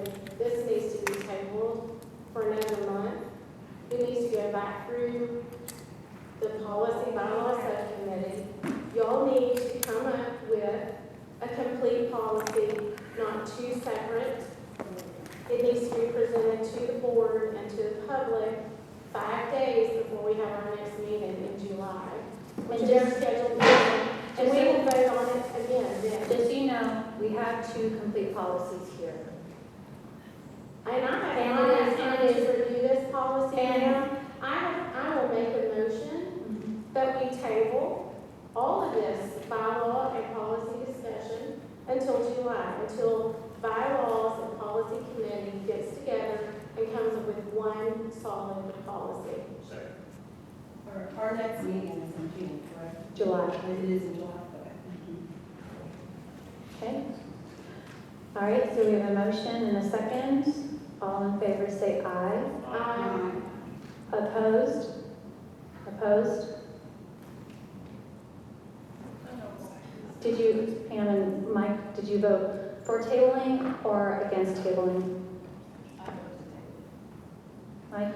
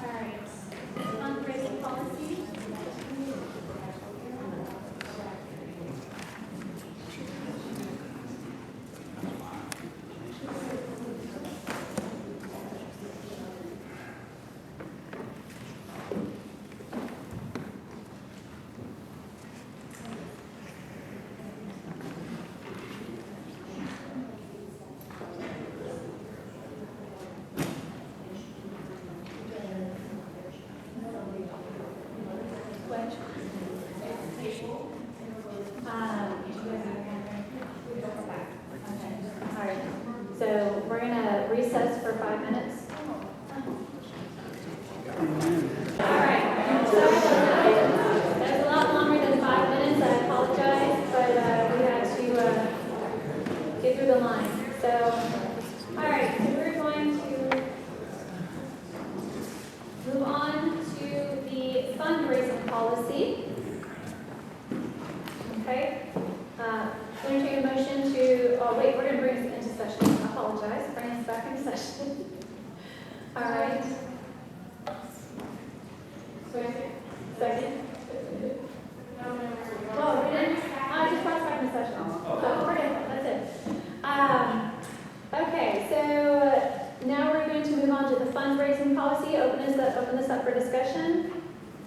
So I have a motion to open this up for discussion by Jackie. Second by Paul. All in favor say aye. Aye. Anybody opposed? Any abstentions?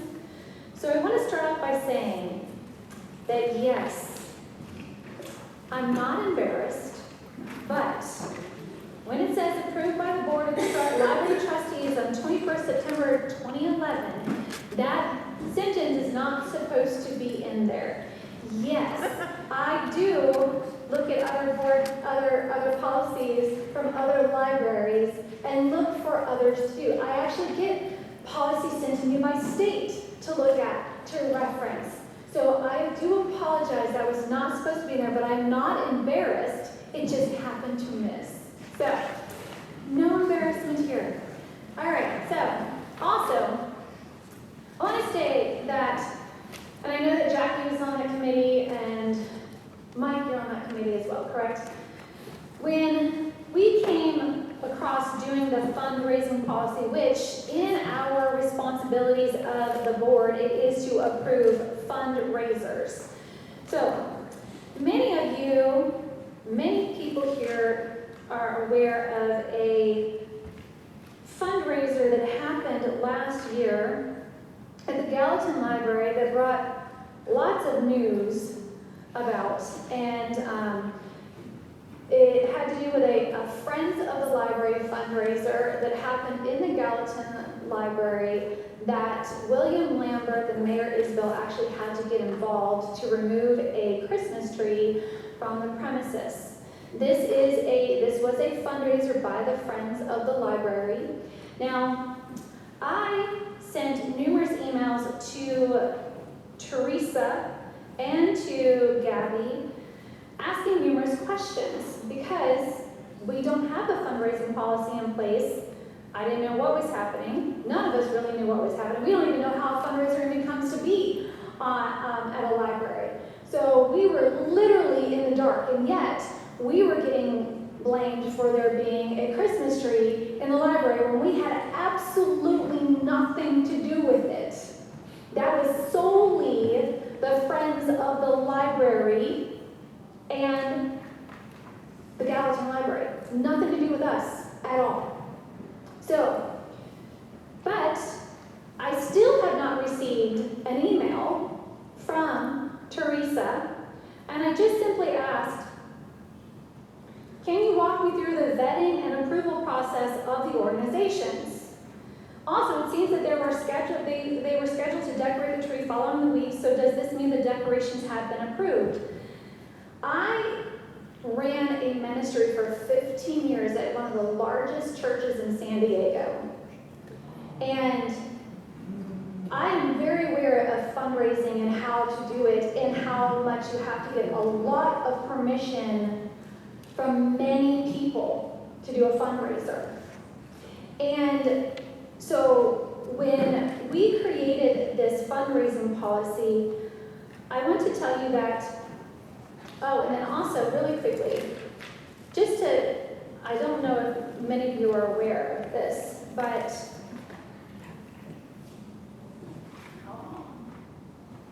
I'll have to find it in a minute. I have papers everywhere. Hold on, let me grab it real quick, because I don't want to.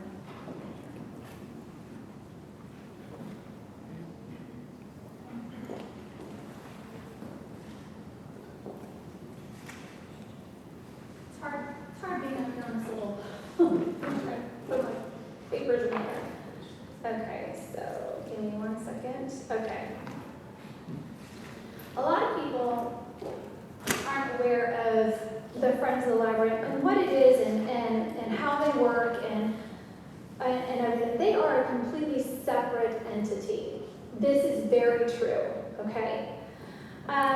Their ethical dozen for the Friends of the Library, this is their ethical dozen for the Friends of the Library, it says, Friends conduct fundraising which complements the library's mission. Friends activities support the library board's long-range plans and policies. Friends decide how to spend their funds after conferring with the library director. So understand that according to them, according to their dozen friends of the library, honestly, they're supposed to be in more contact with us, and it's supposed to be supporting our long-range plans and policies. So, with that being said, I want to say that when we created this policy, I am coming from the mindset of the private sector in a sense that I was at a church, we did a fundraising. Whenever I had to go and get permission, I had to get permission to use the name, I had to get permission to use, logos and everything. So that is where the mindset for this fundraising policy was coming from. Now, I have spoken with state and legal as well, and not Cecilia and Caitlin, but Wesley, yes. So they're all going like, what? Yes, he's state too, yeah. So yes, and so this intention of this fundraiser, and correct me if I'm wrong, Mike and Jackie, was never, oh, sorry, and Erica, I apologize, sorry, was never to control the friends at all. But it is to hold accountable anybody who has a fundraiser on the premises of the library, which, according to state and legal, we have full authority over. So we can create a policy that asks, because we have to approve every fundraiser, and honestly, with what happened in Gallatin, we are going to have to approve every fundraiser moving forward. And we were actually told by legal to create a fundraising policy. So we can approve, and what we can do is say, we want this, we don't want this, and we can ask any question that we want to in the form. And we can say, now, when I came from my background, it was, I'm going to raise this much, I'm going to raise money, and this is what it's being used for. Okay? Because It's transparency. Why wouldn't I want to tell them what it's going to be used for? So, with that being said, I do have some changes to this fundraising policy that I think will make everybody happy. Again, I just heard back from state like 3 days ago, and so I'm just putting this stuff together. So,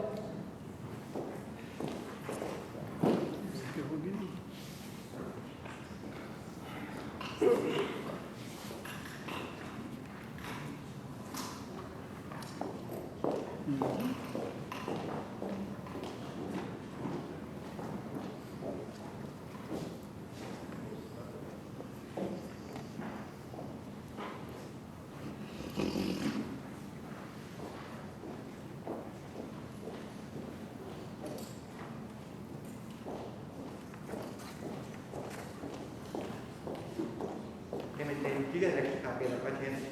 I don't, sorry. Okay, so we appreciate the Friends of the Library. We absolutely appreciate them. There is nothing in which, I'm the first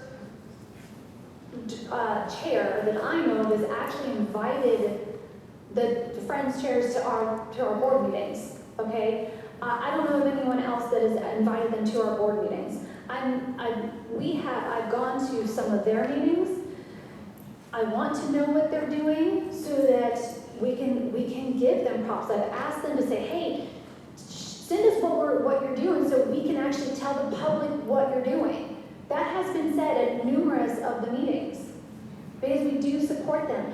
But what we can't have happen is things like what happened when Representative William Lambert and the mayor has to get involved and we don't know who to talk to.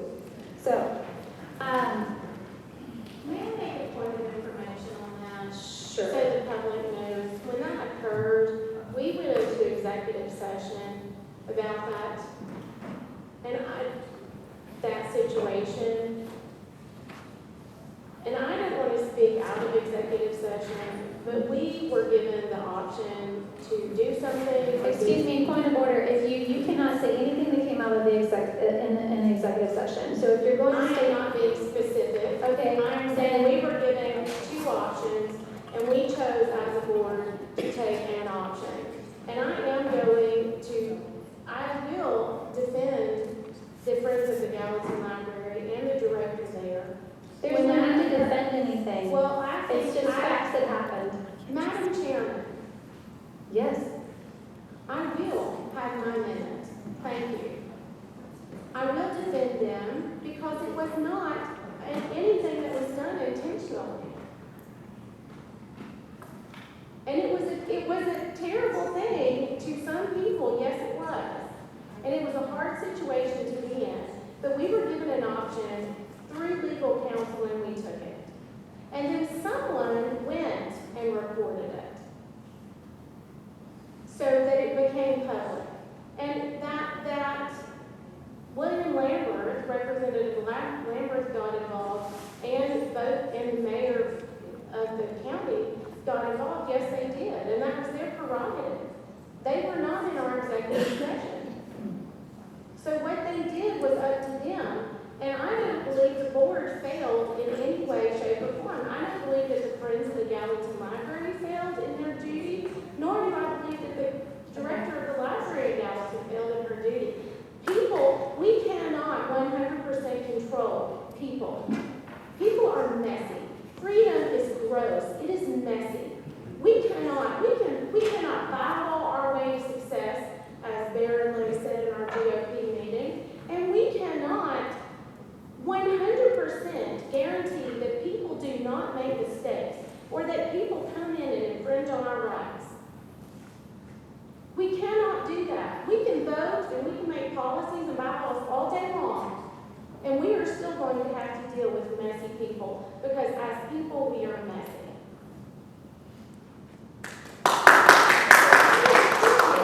If instead of us continuing to talk about things that happened 3 or 4 months ago, that we just get on with the business of looking at the policy.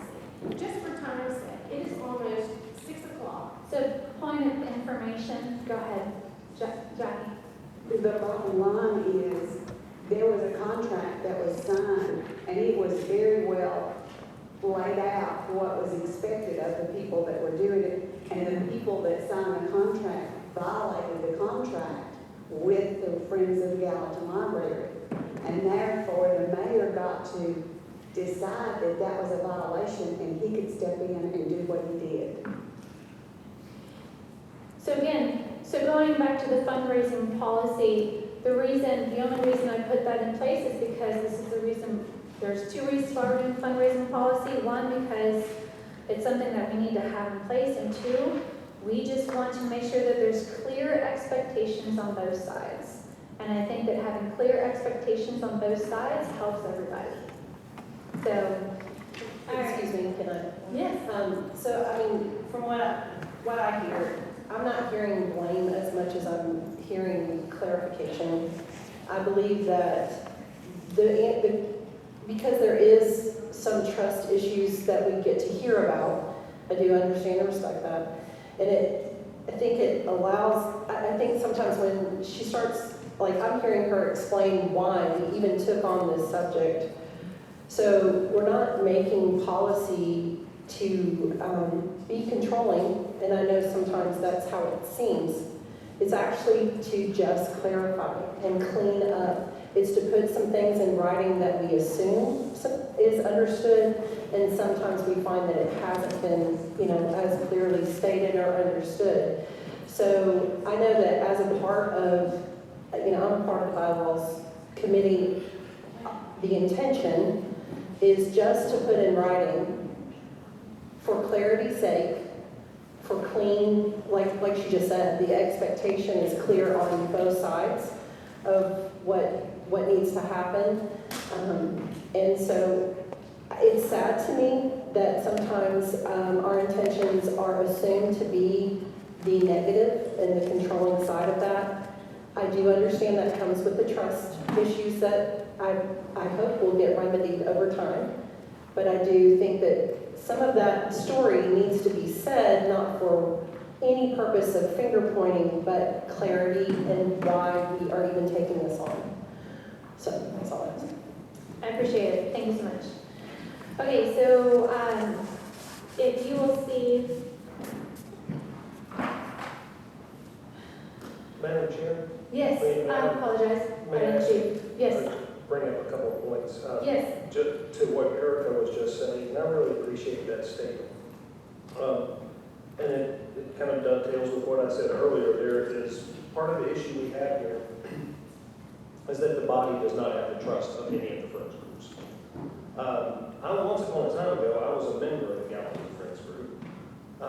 And for 20 years before that, I've worked with friends groups of both libraries and state parks across the state of Tennessee. The reason they are set up is because friends groups are meant to be nimble. They're meant to be quick, fast response. We're a government body. We are not nimble. We are not quick response. Typically, there is a separation between these two entities for that very reason. Because friends groups have to act quick when opportunity arises. They have to act quick. Yes, they have to do it within the policies of the organization. That's all said and done. But that is typically done with an MOU. And Cecilia has sent some copies of a couple of MOUs. The one from Clarksville is particularly good. And there is another one that's also good, but these are typically bullet pointed. That might be a good place to start. And again, I would love to be on this committee because I've worked with friends groups, I know friends groups. I would like to try to help mend the rift if possible. But we're kidding ourselves if we don't acknowledge that there's a rift. And reading this, I was terrified. I really was. This is scary stuff. This is not, and if I were a member of an independent nonprofit, I would see this as extremely huge. So I think, again, like with the other policy, we would be best served to put these back in committee and start fresh from an MOU going forward.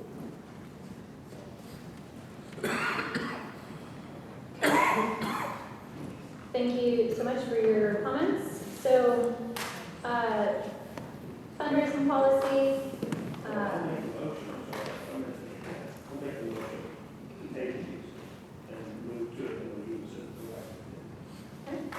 Do I have a second? Second by Jackie. All in favor say aye. Aye. All opposed? Opposed? No. Were you, no, or you abstain? Abstain and abstain? Okay. So that's 4-3, so. She abstained.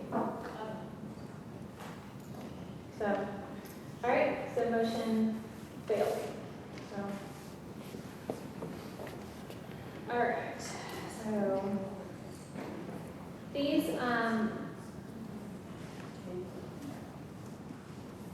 so again, I went through and I combined them. Again, it just says, the libraries of Sumner County encourage fundraising efforts on the properties of the libraries of Sumner County on behalf of the libraries as formally authorized by the Sumner County Library Board of Trustees. The board acknowledges and appreciates efforts to raise funds on behalf of the library. Friends of the Sumner County Libraries, a 501c3 organization formed to support the Sumner County Public Libraries or a foundation associated with Sumner County Library, is allowed to engage in fundraising activities in the library, on library grounds, or off library premises. All fundraising activities by the permitted groups named above must comply with applicable library policies and must be planned and executed in consultation with the library director or design designee. Fundraising of any type by other persons or organizations to benefit the Sumner County Libraries will be reviewed by the library trustees on a case-by-case basis. This type of fundraising will be done for the library purposes only.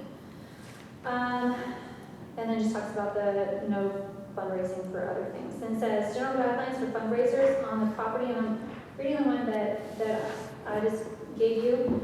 It says all fundraisers shall be approved by the library board. Fundraising efforts may include, but are not limited to, an annual campaign and a building campaign.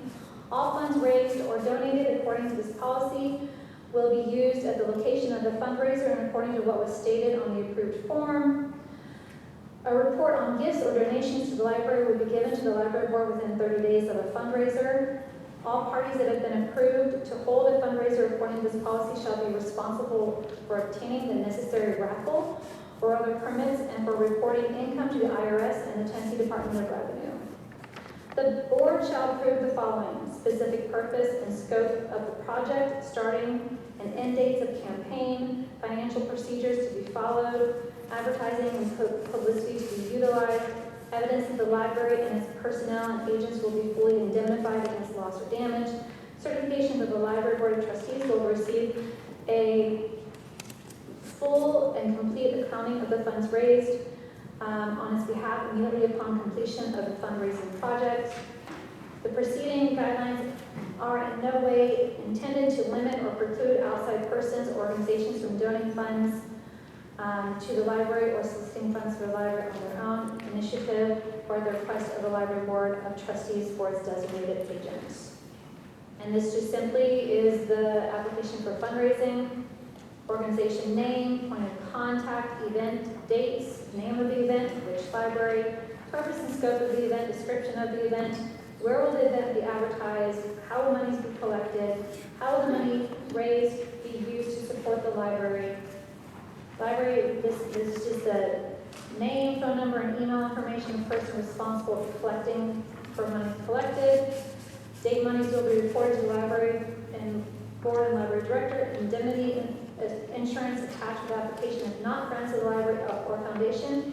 Indemnity insurance is absolutely something that every fundraiser and event person knows about. This is actually completely normal in the event and fundraising circle community. Will any permits be required for this event? If so, please list. All documentation and permits will need to be submitted before the event takes place. I mean, that's total normal procedure. So, and I have a question. Yes. This is for, specifically, the whole point of this is if it's happening on the premises of any of the public libraries. Yes. Where? General guidelines. It says in the first, second paragraph, from Sumner County Libraries. No, they are allowed to engage in fundraising Yes. I had two parts of that question that I didn't get to ask because you interrupted me. The first thing I was asking was, this is about on the premises and or with things that are given by the public library, items like books that are given to the Friends. Is that what the intent is? It's about the location being used is one of the libraries, or if any of the books or things like that donated by the library to the Friends. Is that what it's about? So the first is just on the premises. The stating that we're giving permission to the Friends to engage in fundraising off of premises is there. But if they're going to do anything on the premises, as you can see, general guidelines for fundraisers on the property of the Library of Sumner County. Okay, so we are actually giving them permission to do things off, but if they want to do it on there, they have to go through this process. That's what I was asking. Yes, yes. So, yes. You have a question? I'm sorry. Yeah. So a couple of things. One, those are independent 501c3s. They don't need our permission to do anything outside the library, off the library property. They don't need our permission. They can do whatever they want. What I would like to also say is that some of these general guidelines might indeed hamper their fundraising activities, and they are certainly going to hamper how nimble they can be. Every now and again, a library needs something. You know, some reading program comes along and they need $500 for prizes for kids. Can the Friends group give them $500? This fundraising policy has absolutely nothing to do with them giving money to the library. This is a fundraiser. If they want to hold a fundraiser, This only has to do with fundraising. this is only So that's fundraising. different from what was happening over here. Both of these policies are strictly for fundraising. Well, Not that's fundraising, that's them giving money to the library. that That's is not a fund- fundraiser. What is that, a donation? If they are giving money to the library, that is simply between them.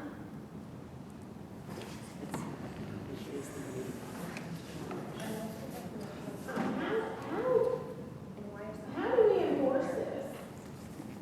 We don't allow them to have a fundraiser on the library board, on the library But premises. so is the application for only on the premises? Yes. Well, excuse me, I'm very sorry, last minute, you know. Again, I'm sorry, go ahead.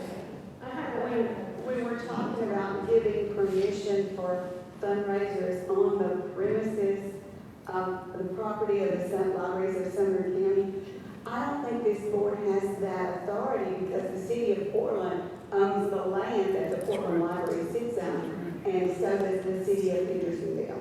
No, we have full authority. Then I have another question. Dave's monies will be reported to the library board and library director. Okay, how do you enforce that? Okay, so here's here's my question. They're 501c3. They decide to go to the park and have a fundraiser for the library. How do we as a board enforce that they report a date the monies will be reported? Why would we ask them to report any of their money to Is the the library park board? the premises of the library? How do you prove it? Even if they had it on the premises of the library, why do they have to report how much money they own? Because again, it's a fundraiser on the premises. We have full So we authority. had this conversation 2 years ago, Cottontown, at the Bright House. And they tore down the community center. And so a group was formed, and they were called the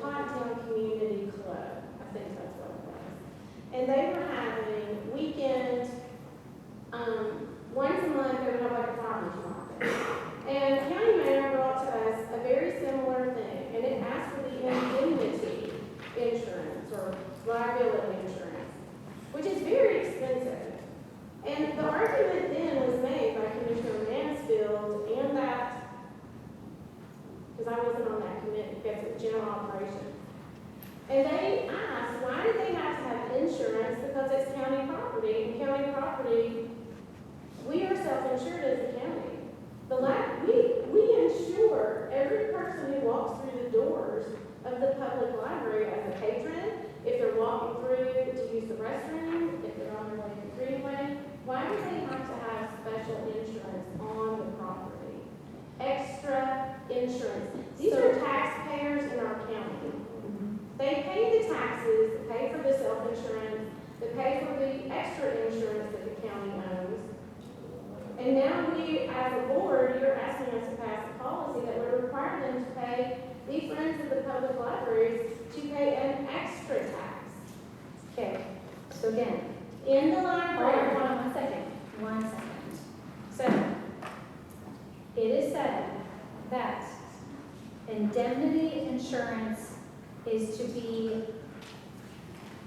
anyone other than the friends of the library. What is that? Right, so if the Friends of the Library has Circus Day, and they invite a bunch of circus actors, and they're on the property, you're asking those circus people to provide extra insurance. No, we're not. Because friends would be Friends responsible. is the people hosting the fundraiser. I still don't understand why they have to have extra insurance. When we have food trucks, they didn't have to have insurance at the county property, so. So Because clarifying, that restricts their ability to fundraise. clarifying question. So if the Friends are actually organizing whatever the event is, and it's on the premises of the library, then it is considered under the Friends, correct? So whether they bring food trucks in or other entertainment or other groups, if it's under the Friends' responsibility and organization, then it's not an issue, correct? This would be for people who are using the premises that are not the Friends. Correct. Okay. That has been indemnity insurance attached to the application, if not friends of the library or foundation. Yes, you are correct. Again, we have absolutely no say-so over anything that happens off of the premises. None whatsoever. Okay? This is strictly for fundraisers on the property of the libraries of Sumner County. This has nothing to do with accepting money. This has nothing to do with donations. This does not hamper friends of the library from doing anything for the libraries. Nothing at all does it hamper. This is, if they want to do a Christmas tree fundraiser in Gallatin in November, they have to bring it to the board, they have to fill out the information, and we approve it. That's it. But then why have date monies will be reported to the library board and library director? Because we want to know because it's an accountability. Hey, But they're 501c3, how are they accountable to us at all? they're accountable that the money that is going to be raised, that we can know what it is that they raise. Why do we need to know what it is that they're Why raising? not? They're a 501c3. It doesn't matter. They're You still can go online to their Form 990 and look it up. They are a private organization. And frankly, why don't we just tell them they can't use the library if you're going to do this? Because that seems where it's going. Okay. So if the Friends of Portland Public Library have their book sale, do they have to purchase indemnity insurance? Is it the Friends putting it on, is that what you said? So if it's the Friends putting anything on, they don't. It's Where's the any- indemnity insurance at? If it's anybody that's not Friends, on the front using the Friends. So let's say a church Oh, there's wants, the fourth page. Okay. let's say They're a public another group, Sumner County. Are they having to, buy indemnity insurance? If they If are it's not doing the a friends, fundraiser? if it is not the Friends of the Library and they want to have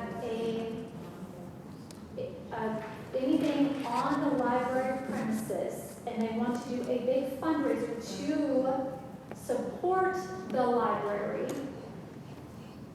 then yes. So if they did a patriotic Christmas tree, sold ribbons, then they would have to report all of that and have their own separate insurance. If they did a fundraiser, Yes. if they sponsored a fundraiser, Yes. yes. So the Republican women of Sumner County will have to do that. If they have a fundraiser for the Anderson Library at the library, they will have to purchase insurance or have proof of insurance. Indemnity insurance, yes. Yes.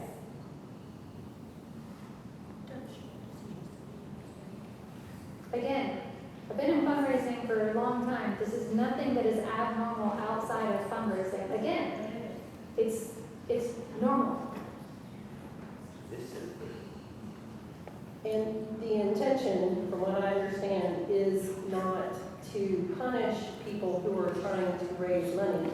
It's to create the to cover the liabilities. Yes.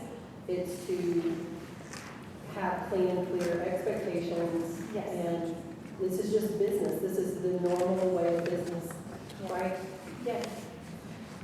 So again, according to the responsibilities of the library board, we are to approve all fundraisers. Therefore, this is a way for us to have expectations clearly laid out for everybody, what the expectations are, when to, what to expect, how is the money being used, and again, it's transparency. I don't, if they're going to use it for the summer reading program, they write the summer reading program. That way, we as a board know, hey, like, this is what's happening, it's great. You know what I mean? I don't think it's a bad thing, it's transparent. All right, so. Speaking of transparency, I think it would be a good idea to have, before we vote on a policy as amended, to have it out into the public so that the various friends groups can actually put their eyes on it and read it. So again, normal for things to get changed and moving. So, There's not a provision in here, as you use summer reading as an example, or Hendersonville's annual book sale, that do they have to apply every single year, or can you do a consent agenda kind of thing where they can fill it out, call it an annual event, and you just pull it up instead of having to go through this process every year? As it is right now, it's yearly. It's every fundraiser. Could there be language in there that would expedite that? And what about our libraries, Portland and Gallatin, who have a permanent boutique? Do they have to apply every time the doors open? Their boutique, Book sales. their book, they have a permanent book sale. I can go into the Portland Library and buy a book, as I've done. Did you think about that? Is that's a permanent event, 365 They days. can absolutely come and say it's a permanent, so it could say, event dates, then you can say permanent, So then it's not yearly, it's permanent. okay? Put it there, permanent, and then name of the event, which library, and all that stuff. Again, So annual traditions that they do annually, like Jack was suggesting, could not be, they couldn't, we do that at board. what is the problem with submitting to the library board for a fundraiser that you're gonna have on the premises so that the library board knows what is actually happening in the libraries? I'm trying to figure out what the big Because we don't problem is. trust you. So That's not your job. We are trying to figure out, again, we have to know what's going on in the libraries. That is our responsibility as a board. So, I guess, Dana, can you suspend the rules for 2 easy questions? all right, so, Anybody?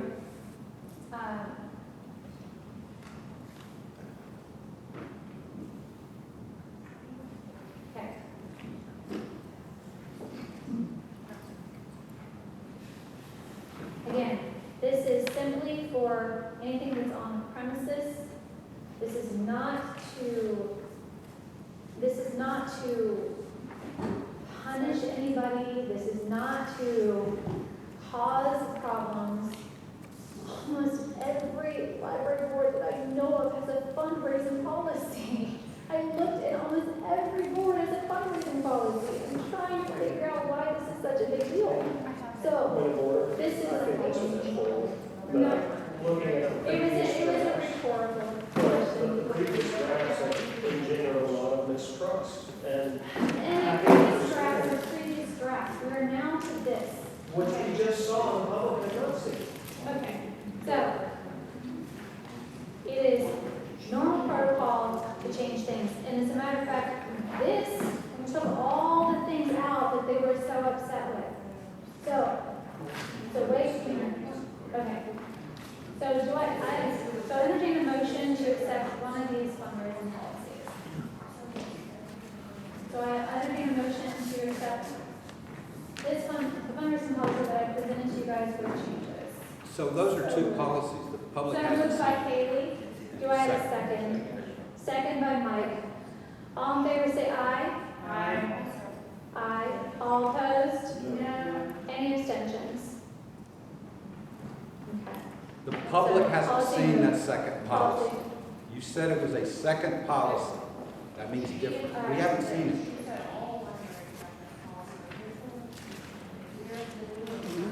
Okay, so. That's why we don't trust you. We are That would moving blow my eyes on out. to the donation. The public hasn't seen that. So. No, it was passed. We don't know what it says. We don't know what it said. But now we're going to move on to the donation. Why would we let this meeting continue? So with the donation, it's Y'all are fascist. it's in a restricted fund right now. None of the public in this county trusts you at all. Come on. I do. I trust the board. So, all right, so donation,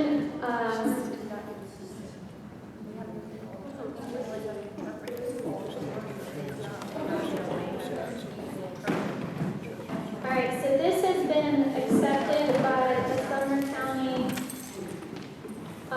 Board of County Commissioners, and I guess the next step is for us to decide what we want to do with the donation. I don't know if you guys really want to tackle this tonight. I just wanted to bring it to you and say that this is where we're at. I would make a motion that we move on in the agenda. We'll make a motion, we table it until January. Okay. July. So move it to January. All right, so move to old business. Move to old business, okay? All right, do you have a second? Second by Erica or Mike. All in favor say aye. Aye. Anybody opposed? Any abstentions? No? Okay. All right, the next thing is population served.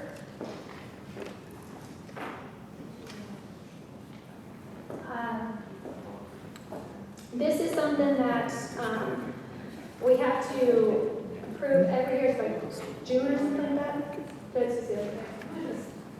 Talk a little bit about that. So, every library in Tennessee gets assigned population every year. And usually, or every year, that is paper that comes to you guys usually in July, because we have a state data coordinator, or the state library is responsible for this, and she looks at the census numbers, and looking at those numbers, she will assign relation to each library. So we don't necessarily ask you guys to review it. We will come with that paperwork probably in July or August and ask you to sign it. And I know, I think it was last year you guys brought it up and we talked about it, and you asked some questions about percentages and how these numbers came about. And I think it's in my report too, but it was back in 2015, when Millerville was added to the group, the board came together and said, okay, well, we're going to look at this and see, what we can do. And normally, what we recommend is that the county, like a multi-library county like you guys are, there is a formula that is kind of a set formula that we usually have libraries follow. And I think I explained that to you before, and I don't know if I'll... I also send it in an email to everybody. Yeah, so the formula is kind of just looking at each city and looking at what the population is per city, and then deciding on the percentage for that, and then anyway. So but because you added Millersville to the group in 2015, you kind of decided, okay, we're going to take a different direction. And the reason why we're taking a different direction is because we're looking at these libraries and we don't want them to lose their levels. And I know I wasn't in this job then, and looking at the minutes, and this was something that the board very seriously worked with the state to try to figure out. So that number, so the percentage that you have in front of you were decided by the board as a permanent number back then. So it's up to you guys if you want to look at it again. But that was the reasoning behind the percentages that were given back then. And I think my recommendation would be, if you guys are thinking about changing it, that you might want to run through the current numbers, or the numbers that are coming up in July, probably. Run through that formula that is set by the state, and then you see where you end up. I don't know where you end up. I mean, it could be that that's not how you want it to be, because it could be that the library will lose this level, and I know, talking about levels and why population means so much, and I think it's not necessarily connected to allocations of money. It has to do with, the level you have been given, and levels mean something when we look at standards that are recommended by us, not mandatory, but still recommended by the state. So, I just want to say that before we start discussing it, but I haven't asked you guys to necessarily review it, but it is something that I'm going to ask you to sign in July. I do recall in a meeting when I first became chair that I actually put revisit on it because you had said it would be a good idea for you to revisit it. You had actually said that because it was in 2015 that it was. So that's why I'm bringing it up, is because it is now 10 years ago. And not that we have to do it at this meeting, but I wanted so that in July, we kind of are thinking of it, know what it is, and in between now and then we can take a look at it. So that was the whole reason. Yeah, and I think we probably did talk about that back then, and I think this time I'm giving you guys a June 6th deadline, so it's a quick turnaround, so it's hard to make those decisions. But obviously we can have meetings, several meetings about it. And I didn't know it was June 6th or anything like that until you told me, and I was like, yeah. So I just wanted everybody to know what this is. They had said to revisit it, to take a look at it. It was 10 years ago. So just it's more informational for y'all to kind of see what's going on. Okay? All right. And then I think we are at, do we make a motion to put that in old business? Population. Sure, we can do that. So move to old business. Do you have a motion? Move to old business. Do you have a motion? Sorry, Shannon. Jackie, second. All in favor, say aye. Aye. Anybody opposed? Any abstentions? No? Okay. All right, and then before we bring in the directors, and Jackie, I do apologize. I brought you a card and then I forgot it at home. But I'm going to send this around to you guys so you guys can sign it for you. And Miss Jackie Wilbur she's coming off of the board in June, and talk about a staple. My gosh, girl, you are at every committee meeting, except for when you're, traveling, vacationing, you are there, and I just wanted to say thank you so much. We do appreciate you, and we we do appreciate, we hope to see your face here at other meetings. Maybe you're like, I don't want to go on vacation more. So, but I just wanted to give you this as a token and say thank you.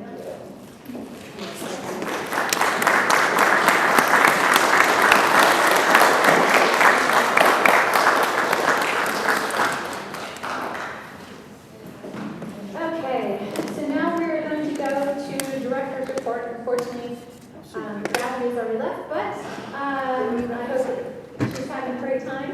And so we'll do Hendersonville.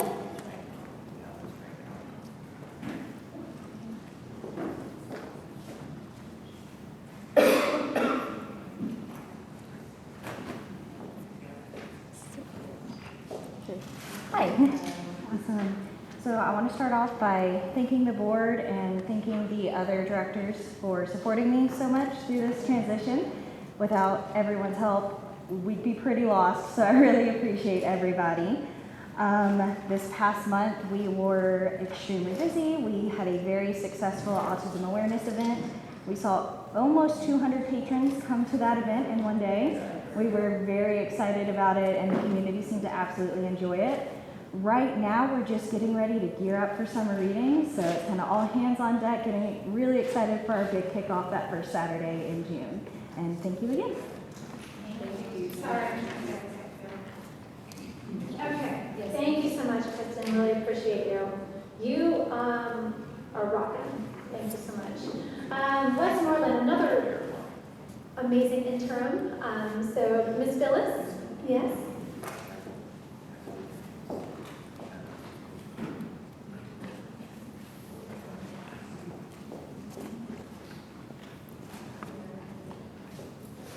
Ready? Okay. Yes. Well, this afternoon, we got great news. Our windows are here, and I know on your sheet it says I was waiting, but Robert here at the county building, he let me know, he said that they are here, and we're just going to get together, and then we're going to get them installed on a nice, pretty day. Okay. And so I thought y'all might want to do that. In Westmoreland, our children's librarians, wonderful, wonderful ladies, they have a little program, it's called the Apple Sprouts. We're having our very first graduation with it this year. It's gonna be sweet. They're gonna get to make their own little graduation hats and everything. And then last Thursday, they let us know, yes, we're getting an additional $2,500 to cover the 4 computers that we need. That was at the budget. And so come October, we should be more than ready to meet the new software upgrades. And we had one of our staff leave us. Katie Wiley filled in for us while she was in college during the holidays and things. And well, she graduated, we go Saturday, and so she took employment somewhere else. Of course, that's what her degree is for, you know. So I replaced her with Holly McClanahan. She's a young lady that comes in there at the library, a regular patron and all, and I knew she was starting a new chapter of her college program, so I hired her for the short-term summer program. And so just to get all bases covered.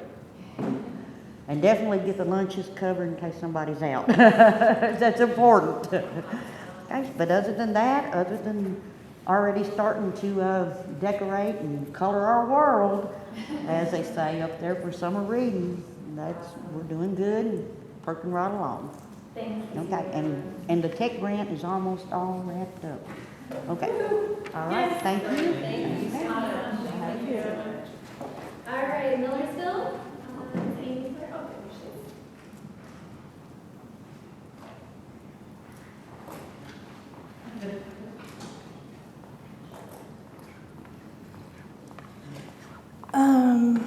Very exciting. Gabby and I both graduated from the Public Library Management Institute last Friday.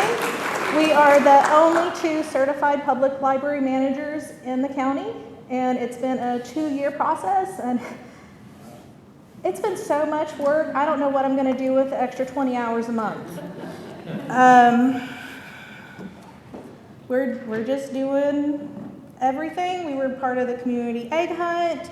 We're starting some new programs this month, and our summer reading sign-up starts May 21st. Awesome. Thank you.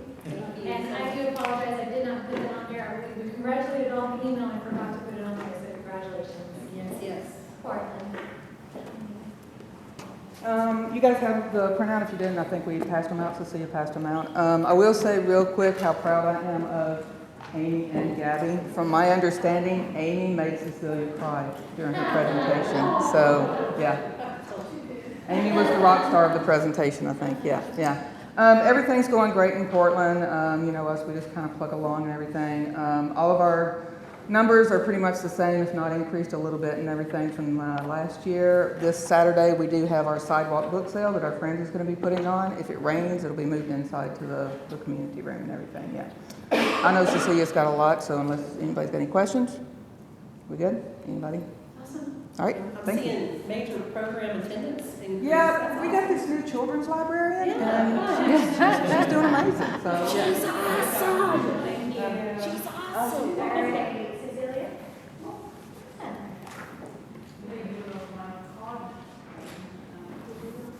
Okay, so I sent you my report, so I'll go through it quickly. So the first thing that I have in my report is, so I attached that infographics for you guys again. I think we talked about the last meeting too, actually, but I did want to just show you that, to show you how federal funds are spent by the state libraries. Hopefully we will not lose it, but in case we do, you have an idea of whether or not it goes. I also have on my list the library service agreement, and I appreciate you guys discussing the collection development policy and the internet safety policy that's in there. I do want to remind you, I know this came up the first time a couple of years ago, and we talked a lot about it, and one of the requirements in the LSA is to look through and review those policies every year. If you guys are looking, you might not be, but back then I showed you some policies from Johnson City and Clarksville that are really good policies that are showing us best practice. The policies, I'm happy to send that to the policy committee, and if you're interested. It's difficult to create policies, and these two are really good. So that's just a recommendation. And also, of course, just have the county attorney look through things, and that's always a good idea. So I just want to say that I do have it with me today, that resource agreement. If you want to sign it today, you can. If you want to wait till your next meeting, that's fine too, but that is also an annual document that we get signed by you guys. On June 17th, we're going to have a draft informational meeting with library directors and any board members that would like to show up for that. We will talk about technology grant, which is a state grant that we, I think the summer libraries apply every year. We also have something called the top grant, and then we have the construction grant that is also a grant that we don't really talk about enough. So that meeting we will spend a lot of time on that, and then you can join us on Teams if you like. But that's coming up on June 17th. Tomorrow we're having what we call a virtual partnership fair. We'll have a bunch of different organizations come and talk about how they would like to partner with libraries. So if you're interested in that, let me know and I'll send you a link. I know I sent it to Joanna, so she might have already sent it to you. But that is coming up tomorrow. I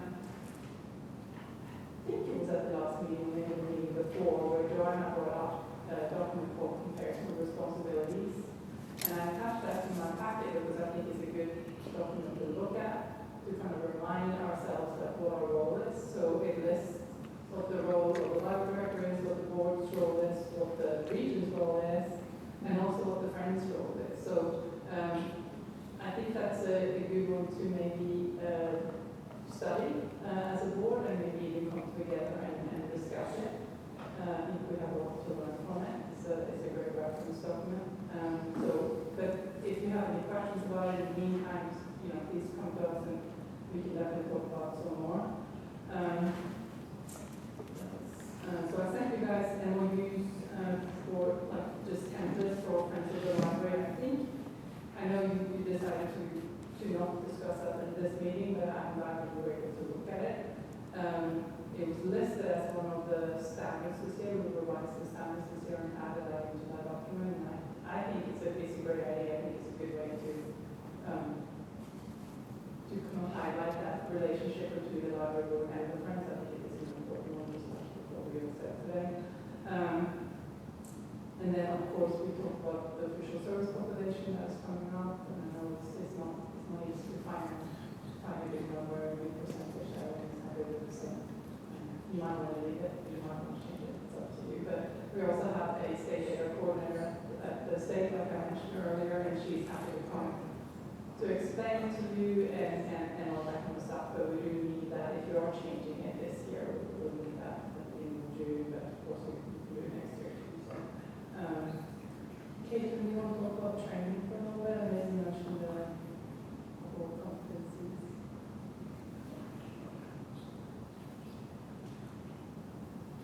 We have to take, Cecilia, you have to do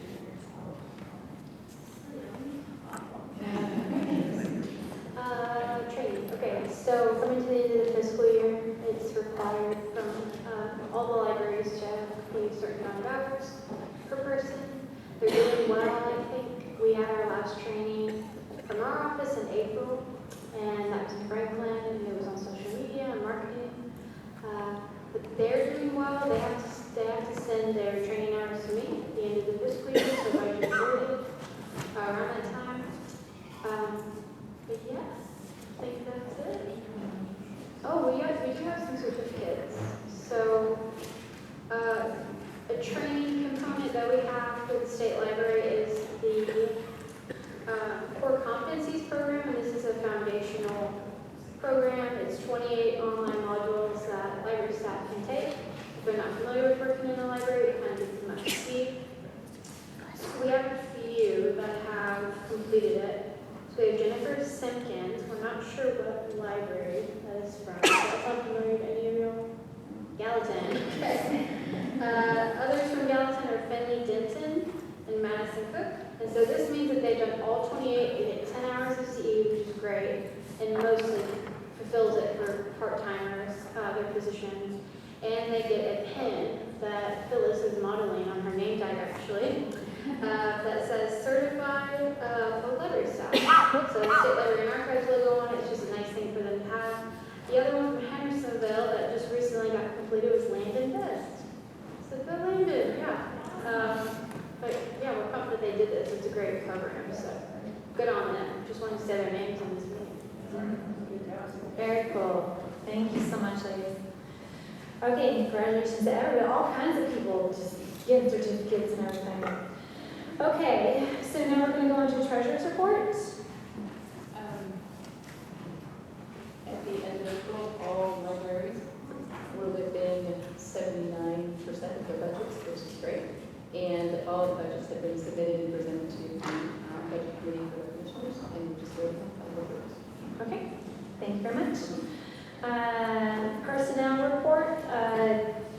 I'm now personnel committee chair, and so we are posting the job opening on Friday for Hendersonville. They'll have 3 weeks from there to apply, and then I'm going to be going through the applications and setting up interviews for Westmoreland director. I think that's it. That's all I got. All right, and then our facilities report. I have nothing new to report today. All right, okay. All right, so I entertain a motion to adjourn. I make a motion.